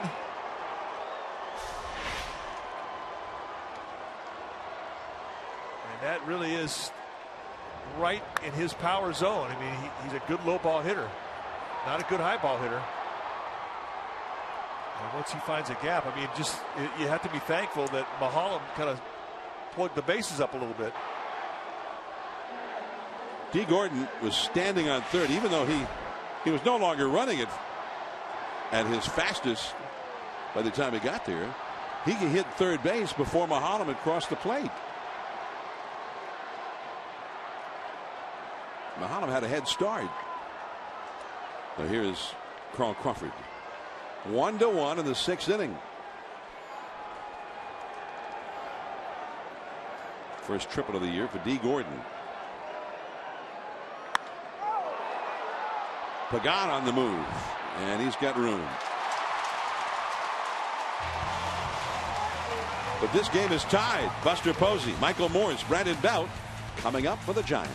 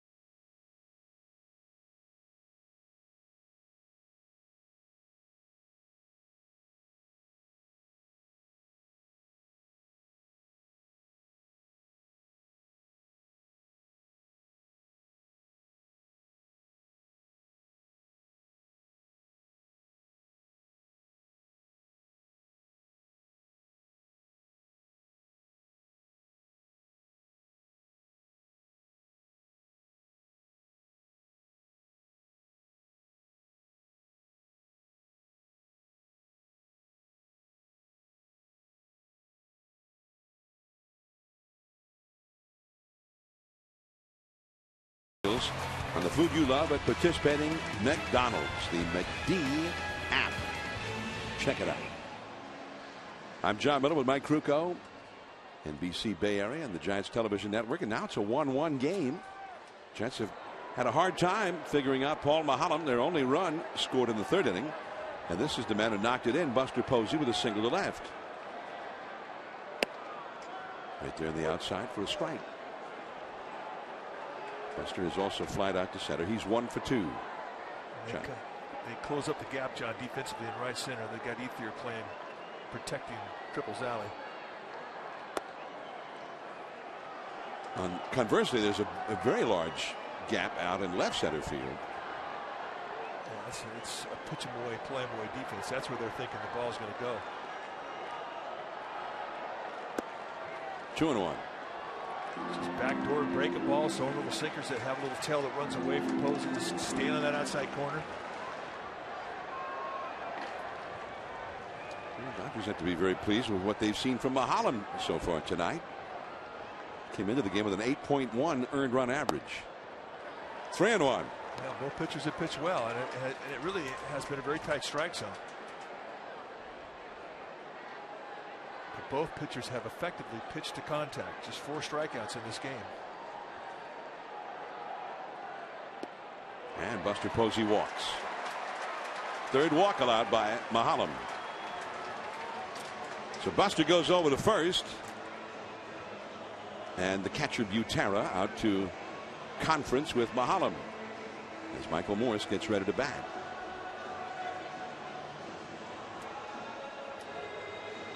Mahalam gave up a home run to Morse when the Giants saw him April 5th in LA. A little outside locator knee high, and the big fella just went down and got it. If you watch the reaction from Mahalam after he threw it, he knew immediately where it was going. It was going up into souvenir country. The true distance on that one was calculated at 427 feet at Dodger Stadium. Ball 1 to Morris, who has grounded a short and grounded into a double play.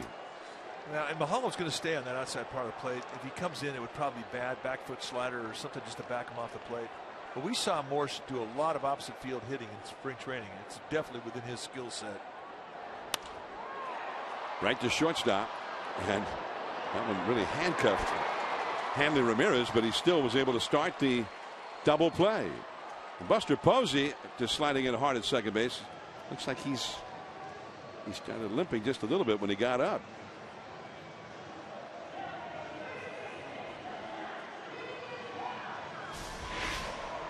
Now he's trying to get down there and try and break this thing up. It's just so hit so hard that he just doesn't have the speed to get and put enough pressure on Ramirez. I mean, that was going to be a double play no matter what. Neither guy runs well.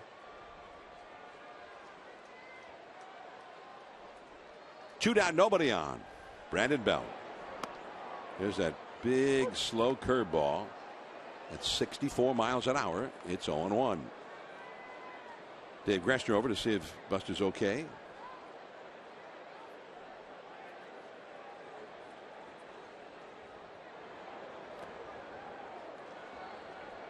Could have got a little Schenberger to slide into the second base, or Raspberry.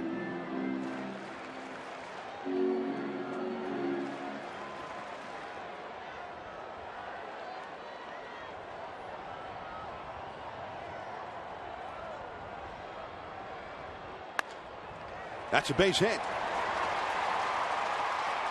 Brandon Belt reaches base for the second time tonight. He earlier had a walk.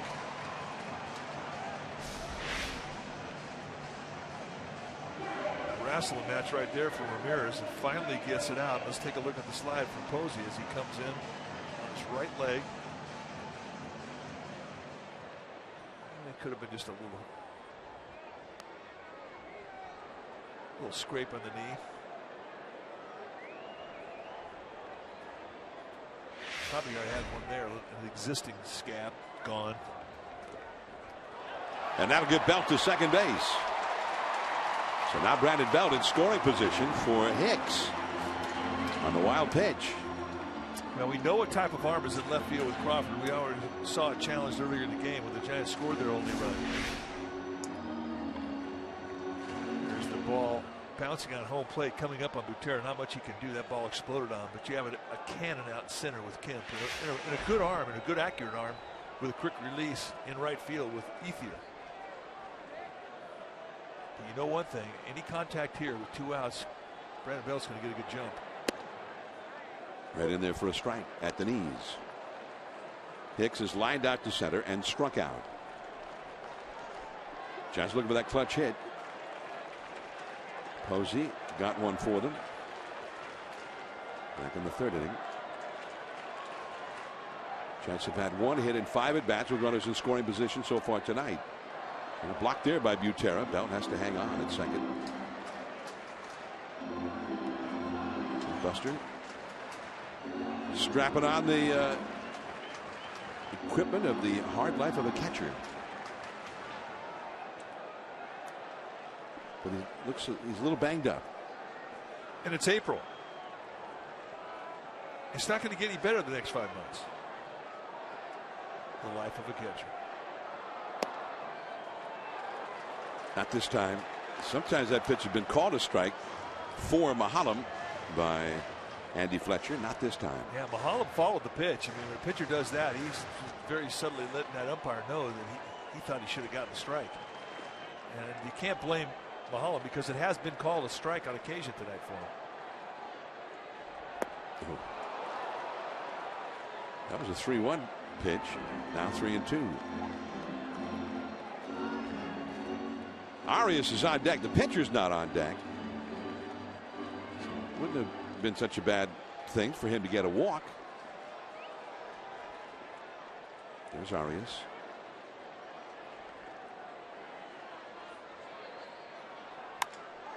Center field hit well. Kemp back. Still going back, and he's there. The side is retired. And we head into the late innings. The power for the Dodgers coming up. Ramirez, Gonzalez, and Kemp.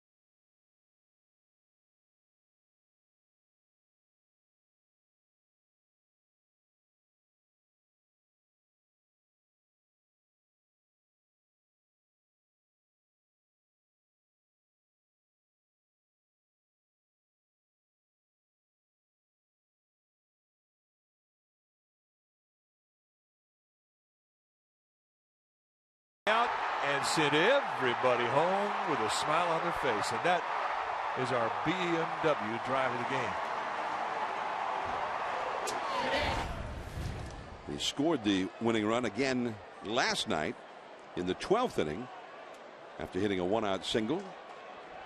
He ended up getting over to third on a wild pitch later in the inning, and Sanchez singled him home. But earlier in the 10th inning, when he beat out a bunt, he felt a little tug at his right hamstring. And so tonight, not playing as a precautionary measure. A wild swing by Hanley Ramirez. Fastball running up and in and out of the strike zone. Perfectly placed inside corner, right above the hands. See the stickum on the helmet of Hanley Ramirez. A lot of guys do that because they can't leave the batter's box and go back and get stickum in the middle of an at bat. So they load their helmet up so they can get stickum. And that is fouled and out of play. 0-2. And if they don't have Stickum, what happens? Well, all is lost. They lose their mind.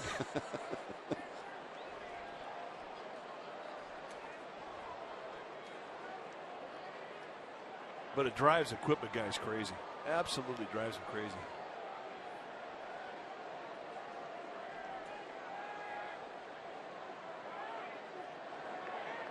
Oh, and to the count. Very dangerous hitter. Vogelsong pulling that one off the outside. Vogelsong, by the way, in the first 6 innings, 75 pitches thrown. So what's 12.5 average per inning pitches thrown. A very economical total as he pitches here in the 7th inning. Now up to 78 after his 3 here to Ramirez, who has grounded into a double play and grounded out to second. He's 0 for 2. Gonzalez on deck. Kemp after him. This is right in the heart of the Dodgers' power.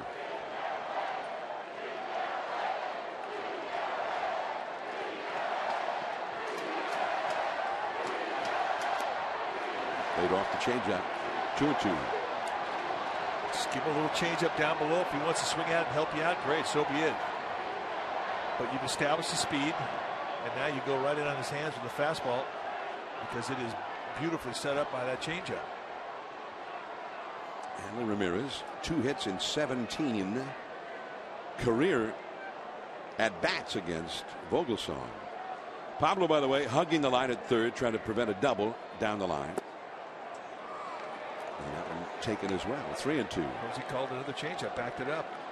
2 in a row. So the nibble time is over. Now he's got to get after him.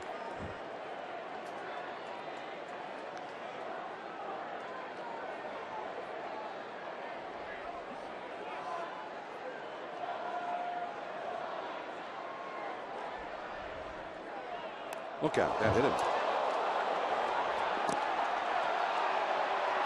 So, and he is in a great deal of pain, as you can tell.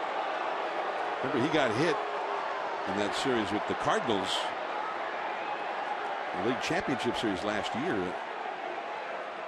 Stan Conti, head trainer for the Dodgers, is out.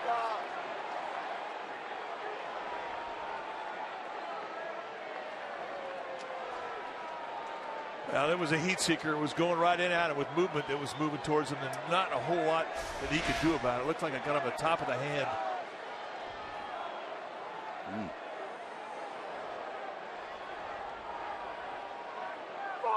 And it lit him up. That is such a painful thing. Yeah, it looked like it got him right on the top of the knuckle between his pinky and his ring finger.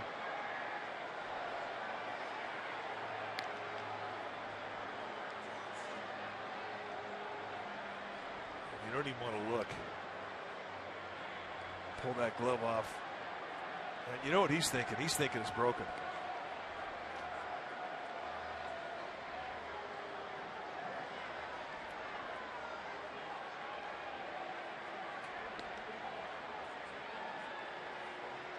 And a trainer's going to try and talk you off the field. And that's something that Dwayne Kuiper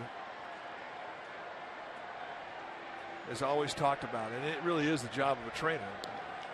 You have to convince him that you're okay to get back on that field. And that's it. He's coming off.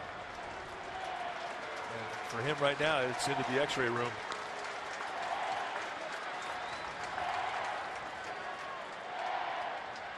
And we hope he's okay. One of the outstanding and exciting players in the National League, Hanley Ramirez. Last year he had a monster season when he was able to play, but he ended up playing just about half a season worth of games. He was on the disabled list 2 or 3 different times.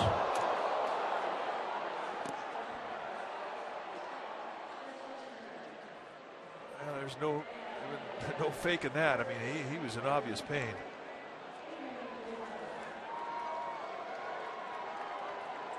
But you had nowhere to go with it. I mean, it's when that fastball, and he wasn't trying to hit him. He was trying to throw a fastball pretty much in the same area where he started the at-bat with, a fastball above the hands that he swung at and missed. He tried to put a little extra on it. He pulled that front shoulder out, and that's what happens. Justin Turner now comes in to pinch run for Ramirez. The Giants have action in their bullpen, as do the Dodgers. Here's Gonzalez. And it's ball one. Machi, the right-hander, warming up in the Giants bullpen. There he is, number 63.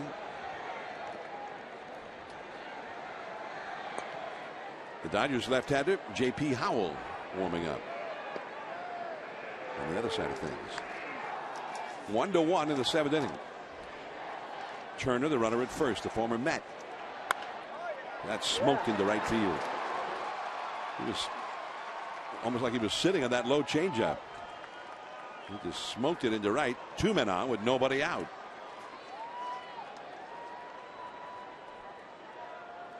Now Matt Kemp, Dave Righetti on the left, Bruce Bochy, Giants manager on the right. Kemp has walked and flied out to shallow right.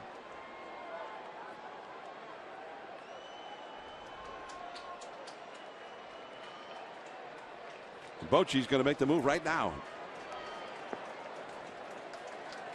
So Machi will be brought in, and Jeremy Affeldt is also going to run down to the bullpen.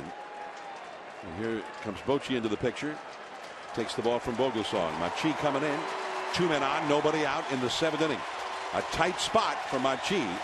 Nice night for Vogelsong up till now.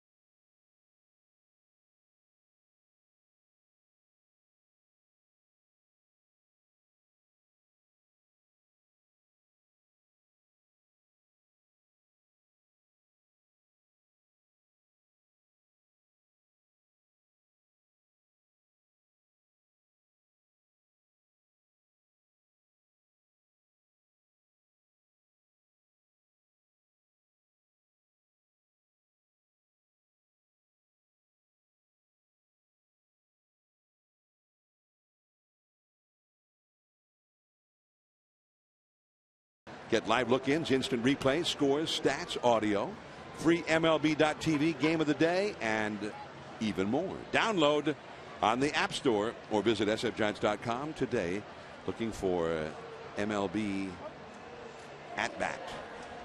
And that's my absolutely favorite app. Don't know where I'd be without it. Could not do without it. No, we could not live without that app and do our job. So Vogelsong, who had a 2-hit shutout going with 2 down in the 6th inning and the opposing pitcher up. There's Machi on to replace him, but he walked the opposing pitcher. The next batter, Gordon, hit a triple to tie the game, and now in the 7th inning, a hit batsman. And then Gonzalez with a single to right, and he's out. Here is Machi, who does not have much room with which to maneuver. And he starts Kemp with the splitter for strike 1. Well, that's his best pitch to get a ground ball, too. I mean, that's a swing and miss pitch. It's his ground ball pitch. He's got a fastball that goes low to mid-90s to go with it, a little nickel slider. But that fork ball is his bread and butter. And that one he just threw Kemp was a good one.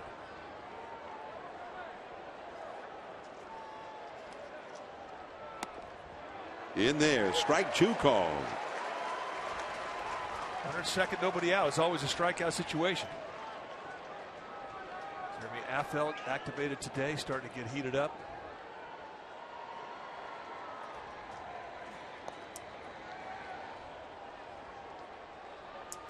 Matt Kemp has walked, but he then got picked off, and he's flied out to shallow right. Pulled that one off the outside at 94 miles an hour. It's a fastball that he did not want to get beat on. I think he wants to set up the forkball. So by pulling that thing out wide, all he did basically was just sort of erase the previous 2 pitches. And I think when you see what he throws here, it's going to be that fork. 1-2 the count. And Kemp was able to fight it off. Another look at the hit on the hand of Hanley Ramirez.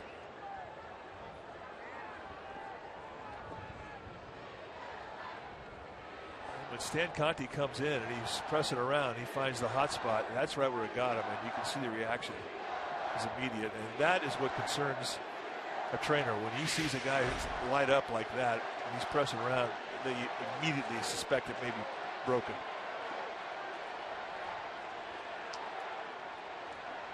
1-2 the count. Struck him out.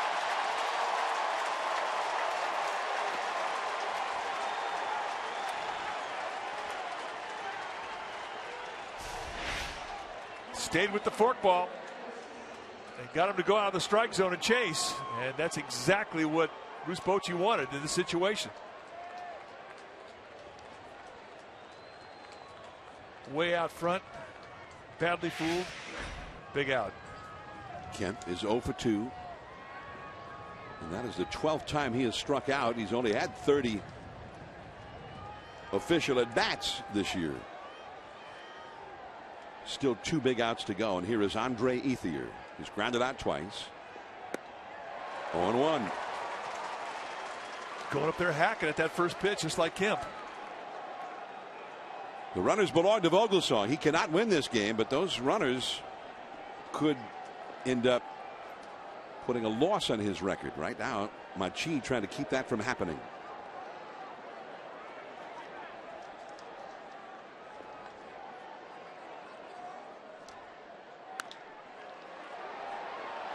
Hicks. And the throw went to Machi, who tried to tag Ethier going by. And there was a little confusion as to who was going to go after that. Belt started and then decided to let Hicks go get it. Now, Machi could have made that tag. It'll be scored as a hit. Mr. Tweener, you saw Belt break to it. He got back in time. From up here, we couldn't tell if there was contact from Machi or not, but had there been contact, you'd have seen a better reaction from Machi, and he missed him indeed. So Dodgers catch a break. Now they have a run at third.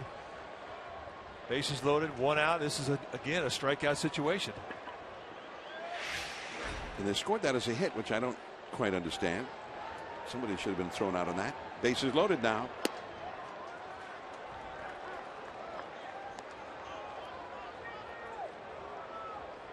Uribe, and the Dodgers have some hot hitters. Gonzalez was red hot coming into this series, but not many are hotter than Uribe right now. He's had 1 hit and a strikeout tonight. Middle infield double play depth. Off the outside, and now it's a 2-0 count. He's got to get in that strike zone right here. This is where you need to make a quality pitch and get lucky. Uribe just smoked a double down the left field line against Machi last night in the 7th inning. There's the throw home for 1. Back to first. Double play! And the side is retired.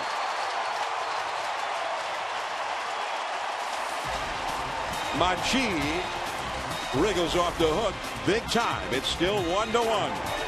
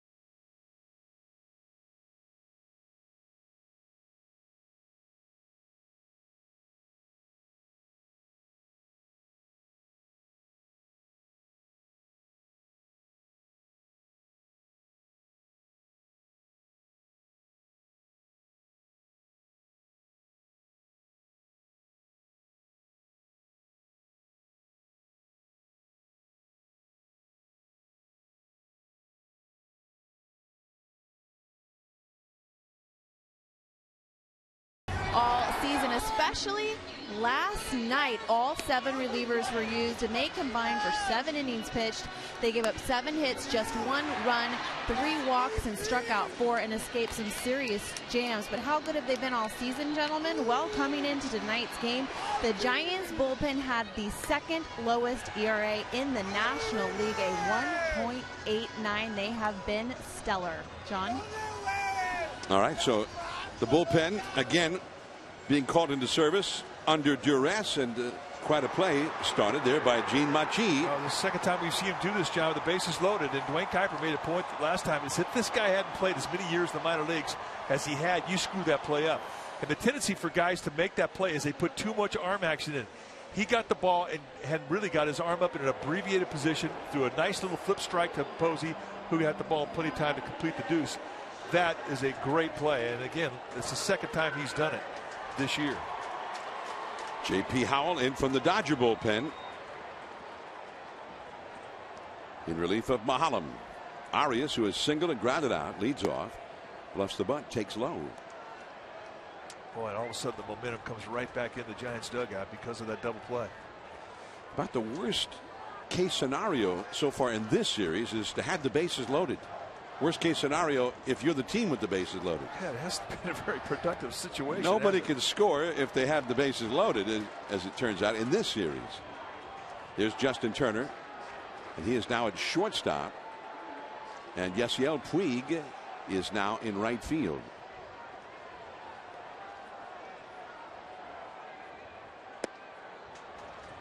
(3-0). So Ethier is out, and Howell will be listed in the 6th spot of the order where Ethier had been. And Puig will go into the 9th spot and bat second in the 8th inning. And that's a walk for Arias, a 4-pitch walk. And Adrianza is going to pinch hit for Machi. Roberto Kelly, the first base coach for the Giants, over to talk with Arias. Gonzalez, the Dodger first baseman, in with his pitcher, conversing there. When the first baseman comes over like that, a guy's just gotten on base, what are they liable to be talking about? Well, bunt coverage, how he's going to play it, if he's going to be overly aggressive. I mean, right now they're going to know if they're going to try and get the out at second. And if they do, oftentimes you'll see a real aggressive play from first baseman or third baseman crashing hard. And he may be telling the guy, listen, I'm breaking early, so don't be throwing the ball to first base because I'm not going to be here.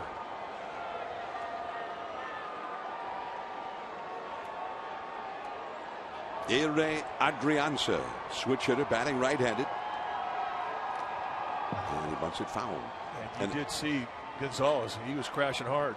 And when he did, Arias took off for second base. So it wouldn't even have to have been a very good bunt to get Arias to second base. If he got out on the ground, he would have gotten him over with the jump that Arias had. Yeah, I think you'll see Bochy stay with the bunt play. J.P. Howell has a really good sinker, and you don't see a lot of lefties who have that quality in their stuff. But he gets a lot of ground balls, so I think it's the concern of Bochy to stay out of the double play. You've seen enough of those already tonight.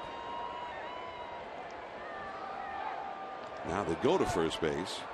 And all they're doing with that throw over to first base is seeing if Adrianza is going to show bunt.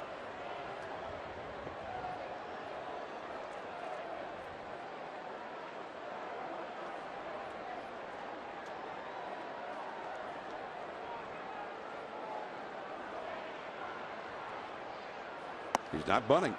1 ball, 1 strike. Well, and it's probably because of the aggressive play from the corner infielders. The one thing about this Dodger infield, Uribe at third and Gonzalez at first have outstanding arms.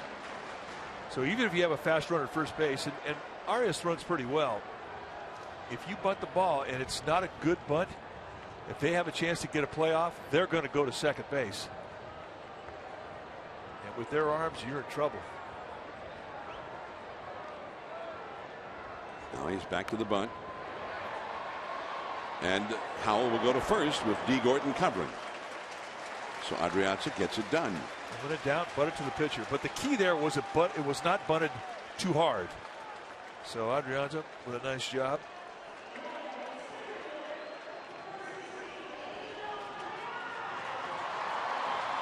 One out, a runner in scoring position for the Giants.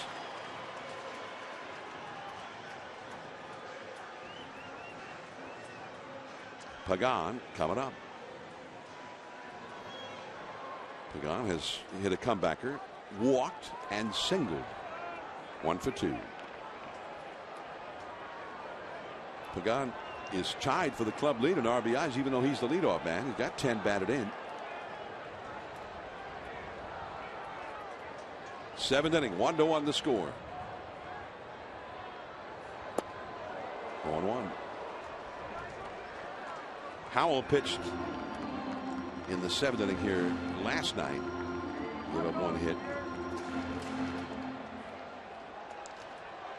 Machi out of the game, but what a job he did facing some of the most powerful Dodger hitters.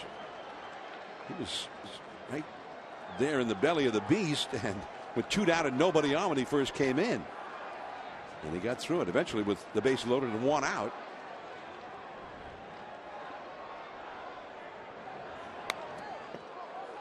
And it's 0-2. It's a good sinking fastball. 2 times he's gone at him with it, a swing through, and this one he barely got a piece of it.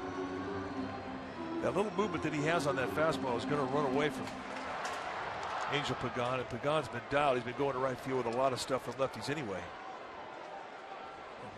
We did mention that Yasiel Puig is now in right field, and he's got the best arm on the team. It's an amazing arm. Pagan has had only 6 at-bats lifetime against Howell, and is 0 for 6, including a strikeout last night. And he just gets a piece of that breaking ball. Stay alive. Hunter Pence on deck. Giants 1 run, 5 hits. The Dodgers 1 run, 5 hits. Last of the 7th. This game was unfolding much differently than last night's game most of the way, as you see Puig out in right field. But suddenly here in the 7th inning, it's starting to look a whole lot like last night all over again. It's got the same feel, no doubt. I just sort of expect this every time these 2 teams get together now, and I anticipate it's going to be like this all season between the 2.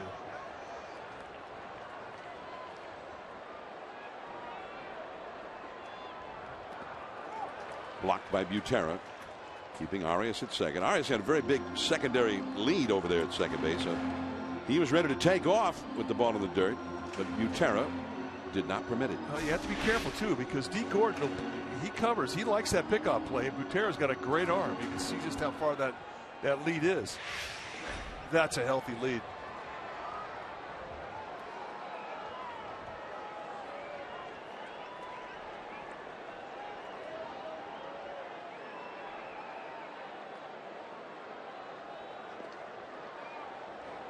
One ball, 2 strikes to Pagan, hitting .390 for the year.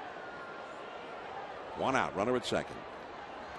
Oh, swung at one that ended up in the dirt, bounced in front of the plate. He's tagged out by Butera. Tried to check his swing, but Fletcher said no. Now it's decision time as to who Mattingly wants to pitch to. He's got an open first base. Does he want him to pitch to Pence, or does he want him to pitch to Sandoval? Well, we've seen the answer. He wants to pitch to Sandoval.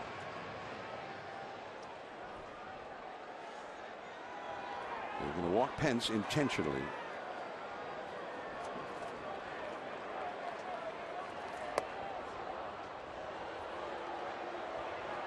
There's Pablo awaiting his turn.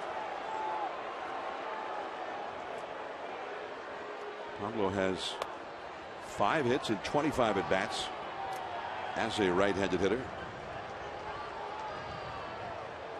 Well, he has been slumping, but I always thought the best way to get out of a slump is come up with a big hit, one that turns a game around.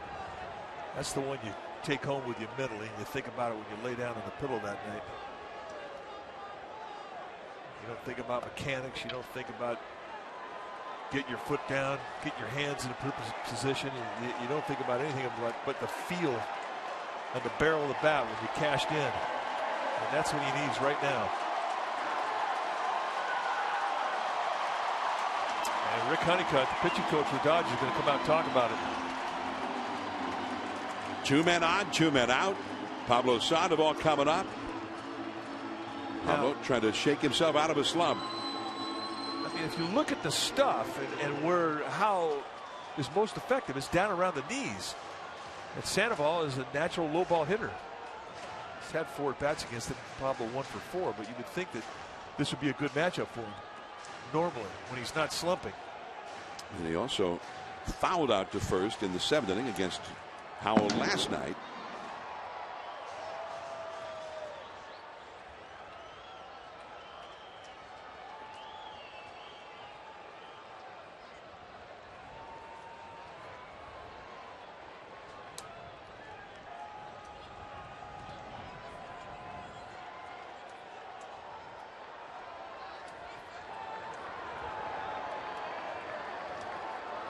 Arias at second, Pence at first, both run well.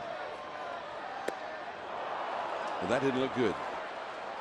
Yeah, that's his bread and butter sinker right in the outside corner. And there was no lower body in that swing at all. I mean, he swung at that pitch like he was protected with 2 strikes.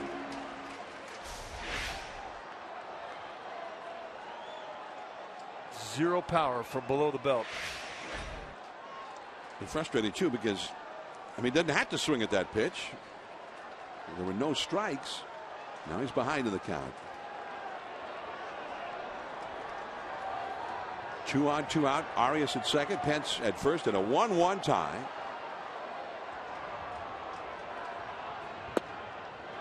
And a good take right there for Pablo. Good eye. That was a great pitch to an 0-1 count.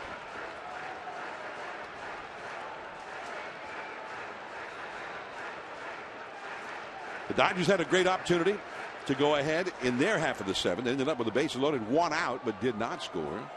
The Giants have an opportunity here. 2 on, 2 out. And the third place hitter, Pablo Sandoval at the plate. A ball on to strike the count. Up the middle. Base hit into center field. And that will get Arias home. The Giants have gone ahead 2-1. And that's how you come out of a slump, with hits like that.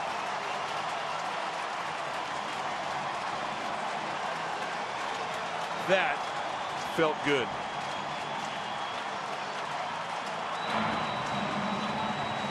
And that'll be all for Howell. As Arias back in the dugout, having scored the go-ahead run. And I'm sure that was a pitch that Howell wanted to see him swing at. Oh, no question.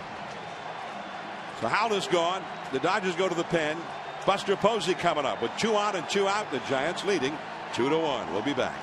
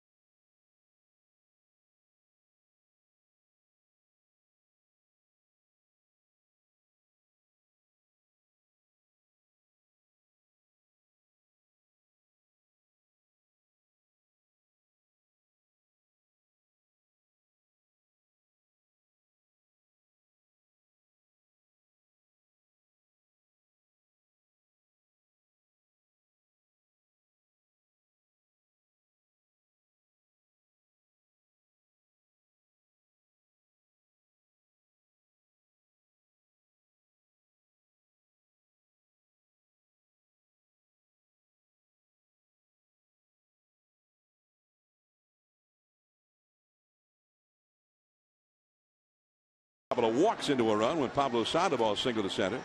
And now Chris Perez comes in. Former Cardinal last couple of years with the Cleveland Indians. He was their closer. And he's in to face Buster Posey, who knocked in the Giants' other run back in the 3rd with a single. And the slider in there for a called strike. You're not going to look slider first pitch against Perez. You're going to look for a power sinker, and he'll go low to mid-90s with that sink. Big time movement. He's really a two-pitch guy. You just saw the other one, that little nickel slider. On the outside corner. Strike 2 with a fastball at 93. And Andy Fletcher, the plate umpire, had to think about that one. But I mean, that is a two-pitch quick 0-2.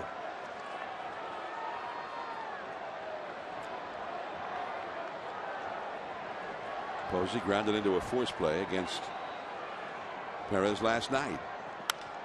Right center field. On the run. Kemp. And he's got it. Former Gold Glover tracking it down. But Pablo Sandoval with the clutch 2-out hit has put the Giants ahead as we head to the 8th.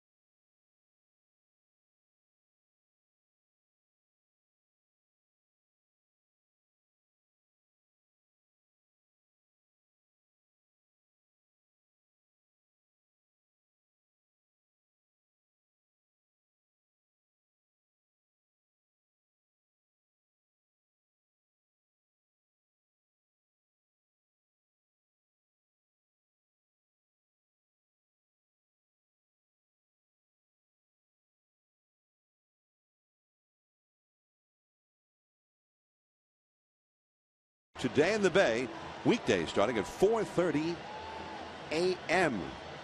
here on NBC Bay Area. Giants 2, Dodgers 1 as we get the over the city view on a beautiful night in the city by the bay. And here is Santiago Casilla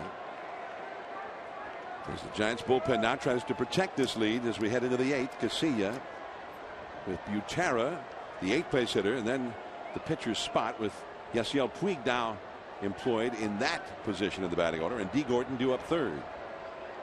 Butera is 0 for 2. Right now, Casillas has had better stuff than command. Saw the walk total, and it's a little high, and he's had a lot of counts where he's had to pitch through good hitters counts, 1-0, 2-0, 3-1 counts. Stuff has been there. We've seen him top out velocity-wise between 94 and 96 with the fastball, and 2 different types of fastball. He's got a curveball, slider, and a changeup. Independent league starting to get heated up for the Dodgers.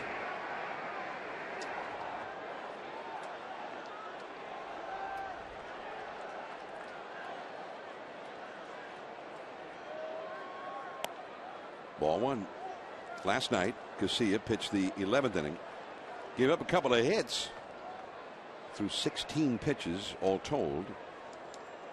But he got a big double play ball from the other Dodger catcher, Fedorovich, after a leadoff single hit by Uribe. That's a called strike. Yeah, it looked like Butera was taken all the way. Casilla been a busy man. This is the Giants' 15th game of the year, and it's the 9th in which he's pitched, so he's been in 60% of the Giants' early season games. Butera 2 for 9 so far this year.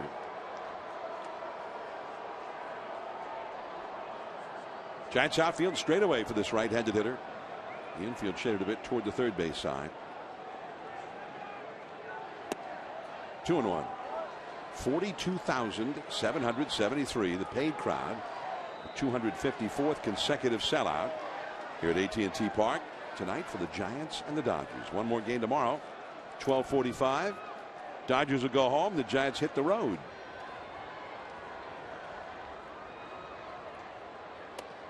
Three and one. This becomes a big pitch. Casilla looked really frustrated after that one. Well, and this is kind of how it's been all year for him. He hasn't had great command. He's had to pitch through it. And to his credit, I mean, he has won most of those challenges where he's been down on the count. But it definitely doesn't do a whole lot for Bruce Bochy or Dave Rigetti. I mean, they're grinding right along with him. And 3-1 counts in a 1-run ball game are not what you want to see. Especially not with a guy who's not known for his bat. Right in there, 3-2. That definitely looked like he was taken all the way. Yeah. He wants that walk bad. Terra hasn't had enough at bats really to feel comfortable. He'll gladly take a 4-pitch walk. 3-2 the count. And a foul out of play off to the right. Still 3-2. 2 runs, 6 hits for the Giants. 1 run, 5 hits for the Dodgers. We had a full moon a couple of nights ago. So 2 days after the full moon now. Moonrise, though, just occurred just a few minutes ago for us here at the ballpark. 3-2 to Butera. 2-1, the Giants lead the Dodgers.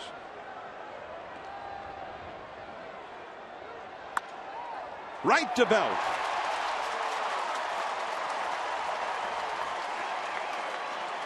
And so it worked out for Casilla, although Butera hit that one sharply. So now Puig.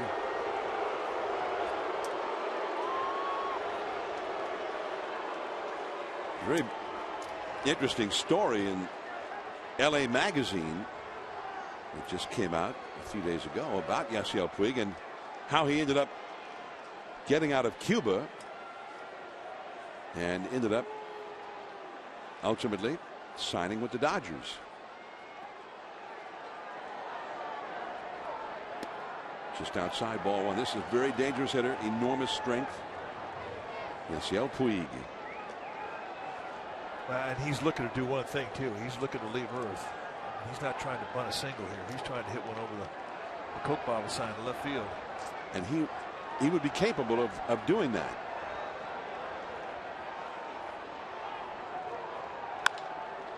Pablo. Puig racing up the line. Out.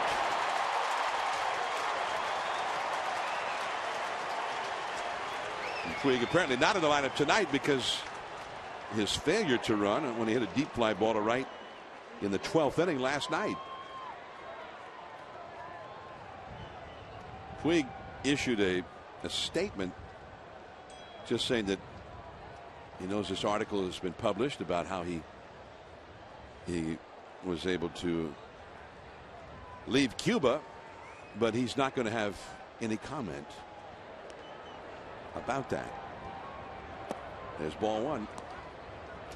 If you have a chance to see the article, it's very fascinating. Fascinating and frightening all at the same time. 2 down, nobody on. D. Gordon. It was his triple with 2 down in the 6th inning that knocked in the tying run for the Dodgers at that time. He really muscled up. Gordon has a home run earlier this year. That's a strike. You got the outside call on that one. 1 ball, 1 strike. 94 mile an hour, 2-seam fastball. Big time movement running away from Gordon. He didn't like that. Low ball hitter from the left side.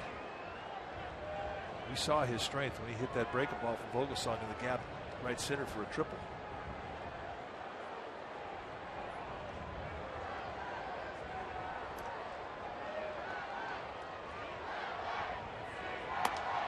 And it's 2-1. 2 down, bases empty. Pablo Sandoval drawn in at third because of the speed and the bunting ability of Gordon, who had a bunt single leading off the game in the 1st inning. Belt shortened up a bit at first, not in this nearly as far as Pablo. And a flare into left center field, and that's a base hit. And the possible tying run is on base.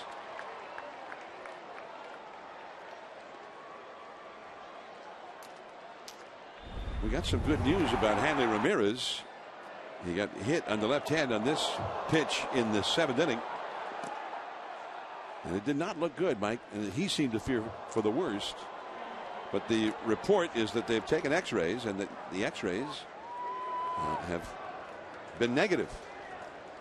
We're glad to hear that. Yeah, we thought when Stan Conte was finding the pressure points of where the injury was, it was not looking very good.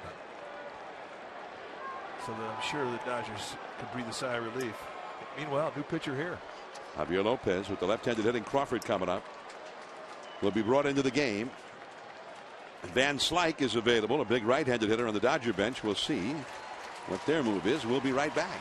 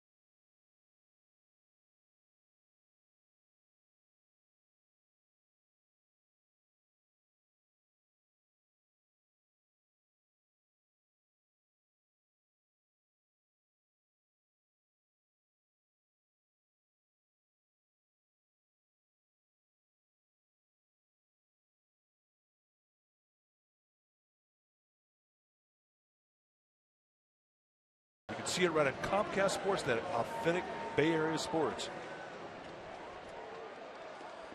As the moon has risen over the Bay Area, there's the score. The Giants 2, the Dodgers 1. Did you see the lunar eclipse? I did. 2 nights ago? Yeah. Absolutely. There's the numbers for Javier Lopez. 8th time that he has come in. It's off to a great start. Lefties have not done much at all against him. No lefty has had a hit against Javier Lopez.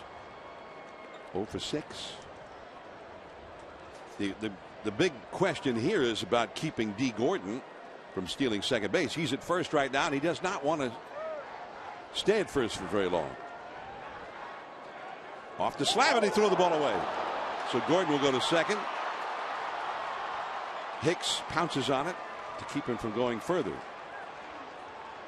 So Javier Lopez jumped off the slab to short arm to throw to first and ended up giving D. Gordon second base after all of that. Well, it was a huge lead. It was a one-way lead. All he wanted to do was go back on first movement to first base. But the snap throw goes right into the runner. There's not a whole lot Brandon Belt could do. So the 90 feet you didn't want to see him get, he gets. An error charged to Lopez. So now a runner in scoring position for Carl Crawford, who is 0 for 3, is flied out to left, popped to short, and lined out to left center. Hit the ball really hard his last time up. 2-1 Giants. Belt. Lopez covering. And the inning has ended. Another lefty goes down against Javier Lopez. Michael Moore's coming up, last of the 8th.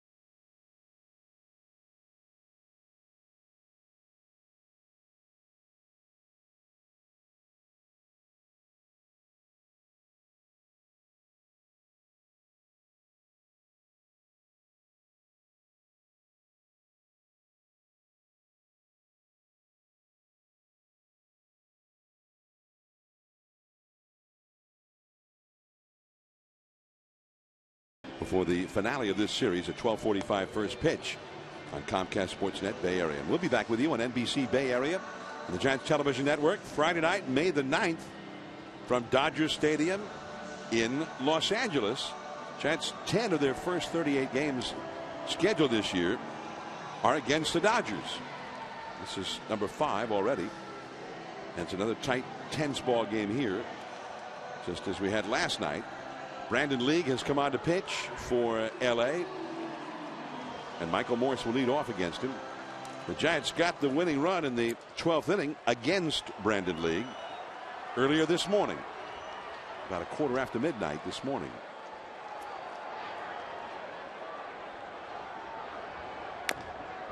And it's 0-1. He hit it off his foot. Ouch. Now, Brandon League really is a guy that has been a big puzzle for the Dodgers. He's got great stuff. I mean, there's no doubt about his stuff. He's got mid-90s sink. It runs. He can't throw the ball straight. Nasty slider, and he's got a split that when he has a good feel of it, he can throw where he wants to. It's tough to make contact with. He just doesn't have good command. Up the middle, base hit. So Morris leads off with a single, and Brandon Belt is coming up. We'll see if the Giants will send in a runner. Sergio Romo getting ready in the bullpen for the 9th inning. No runner here, and I guess with the short bench, now the Giants are going with a 4-man bench. There's only the one reserve outfielder, Gregor Blanco. And Juan Perez got sent to the minor leagues today as the Giants activated Jeremy Affeldt from the disabled list. Belt 1 for 2 with a walk, and that's ball 1. But it could be the Bruce Bochy right here, Mike, with a lead in the 9th, would surely send Blanco in for defense in left field, but also make that part of a double switch. Well, I anticipated that he would pinch run for him. Morse is a below average runner.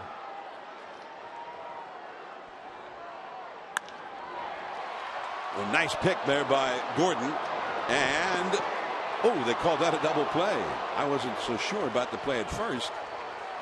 But D. Gordon started it beautifully. Turner's return to first ruled to be in time. And I think that's going to be a play that Bruce Bochy is going to come out, stall for time to give the Giants a chance to look at it inside, because it was that close. The way that Belt reacted, the way that Roberto Kelly reacted, it may have something here. But again, it's got to be definitive. It can't be a bang banger.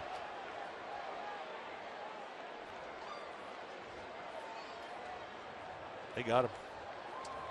Excellent call, according to that, by Seth Buckminster. Be a thumb down right here.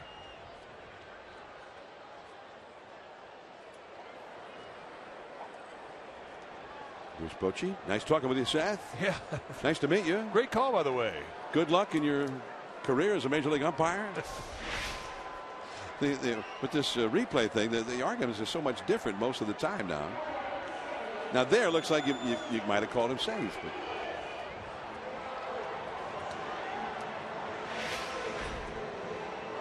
double play, chew down, and nobody on.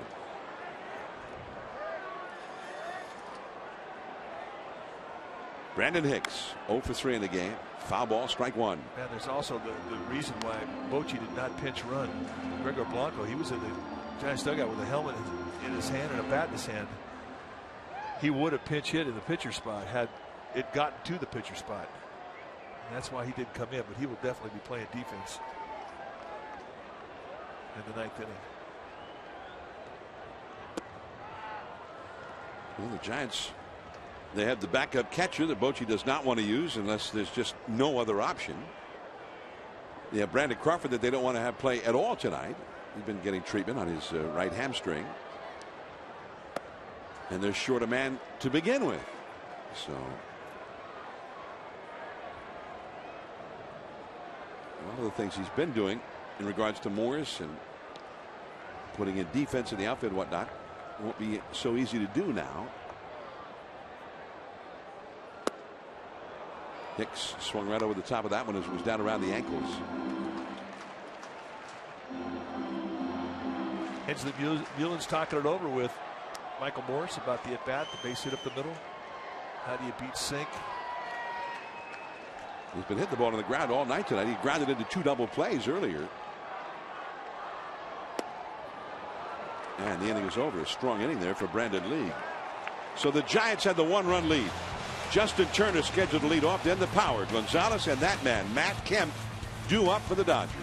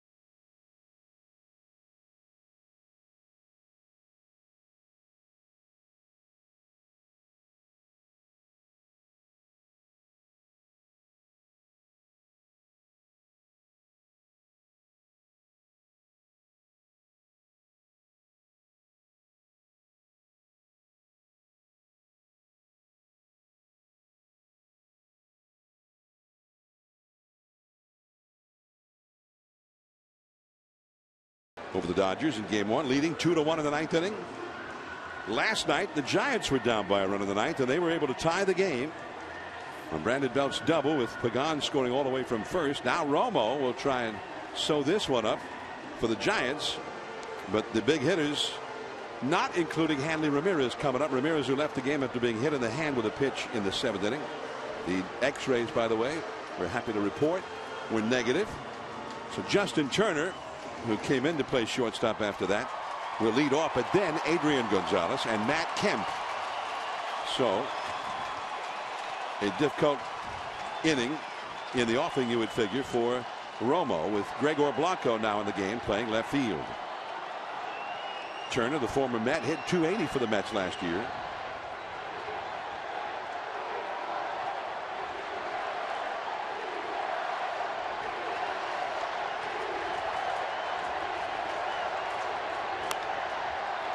Soaring fly ball, shallow center. Pagan. One away. 1 pitch, 1 out. We said it earlier in the broadcast. There is no better way to start an inning if you're a pitcher, especially coming out of the bullpen trying to close a game. Romo pitched the 10th inning last night, through 21 pitches in that game. Romo has 3 saves for the year.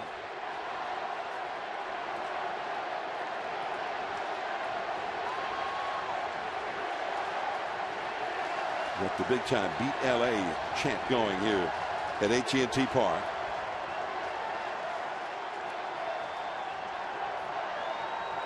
Very dangerous hitter now, the possible tying run, Gonzalez.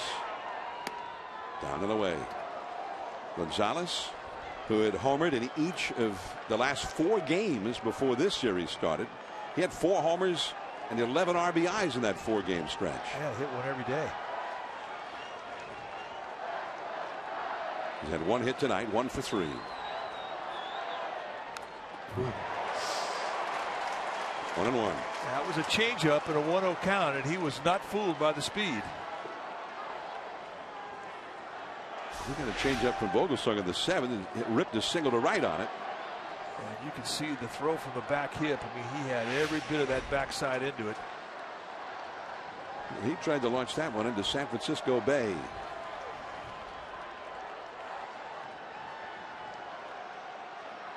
1-1 the count.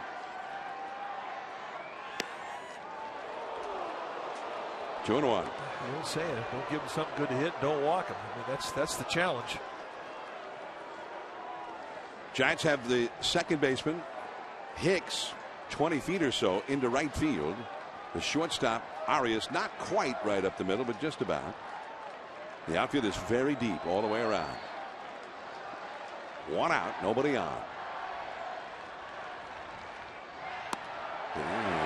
Well, the plate umpire said it ticked the bat. Foul ball, strike two. Picks the bat. Nothing you can argue with if you're Gonzalez. Well, plus he swung at it anyway from that angle.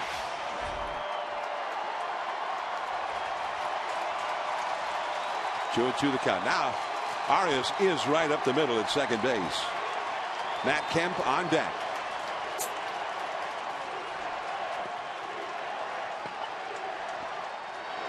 Struck him out. And that was just a sinker out of the strike zone down. And you saw the reaction from Romo. He knew he made a good pitch. He set the outside target. Look at that thing bottom out. And that's really where it comes to life, right around the knees. But you got to get a guy to get after it and go fishing. And Gonzalez does. Two down. And another big bat. Another big hurdle to clear for Romo. Here's Matt Kemp. Kemp trying to get his career on track again after two injury-riddled seasons.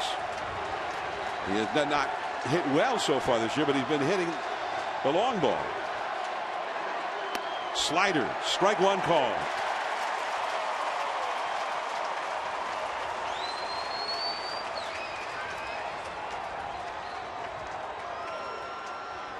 Kemp has walked, although he then got picked off. He's flying to shallow right and struck out tonight. 0 for 2. 30 official at bats this year and 3 home runs for Kemp. He laid off. 1 ball, 1 strike.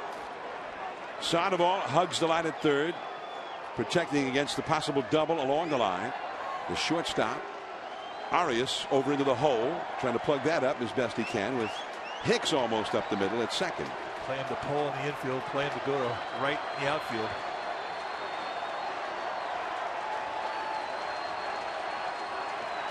Two down, bases empty. The Giants ahead 2-1.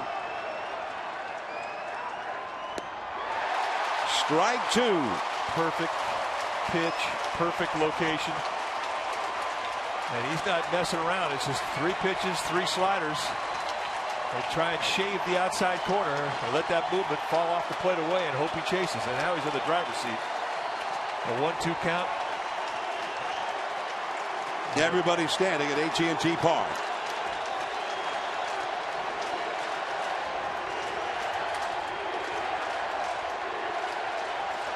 One ball, 2 strikes. Romo to Kemp. Kemp takes it 2-2. It looked like Kemp got up on the plate a little bit. See a hitter sneak up a little bit on the plate looking away. That opens them up to a little vulnerability on the inside corner. Should they decide to go in there? I would be surprised if they did. I think it's open, but I think they're going to go with sliders the rest of this at bat. 2 balls, 2 strikes. 2 down, nobody on. He struck him out. And just as the crowd had hoped, the Giants beat LA. 2-1 Giants. Another 1-run game, the 6th consecutive 1-run game on this homestand for the Giants. And 2 in a row over the Dodgers for the Giants, who are now 4-1 against LA so far this year. Giants 2, Dodgers 1, and we'll be back to AT&T Park.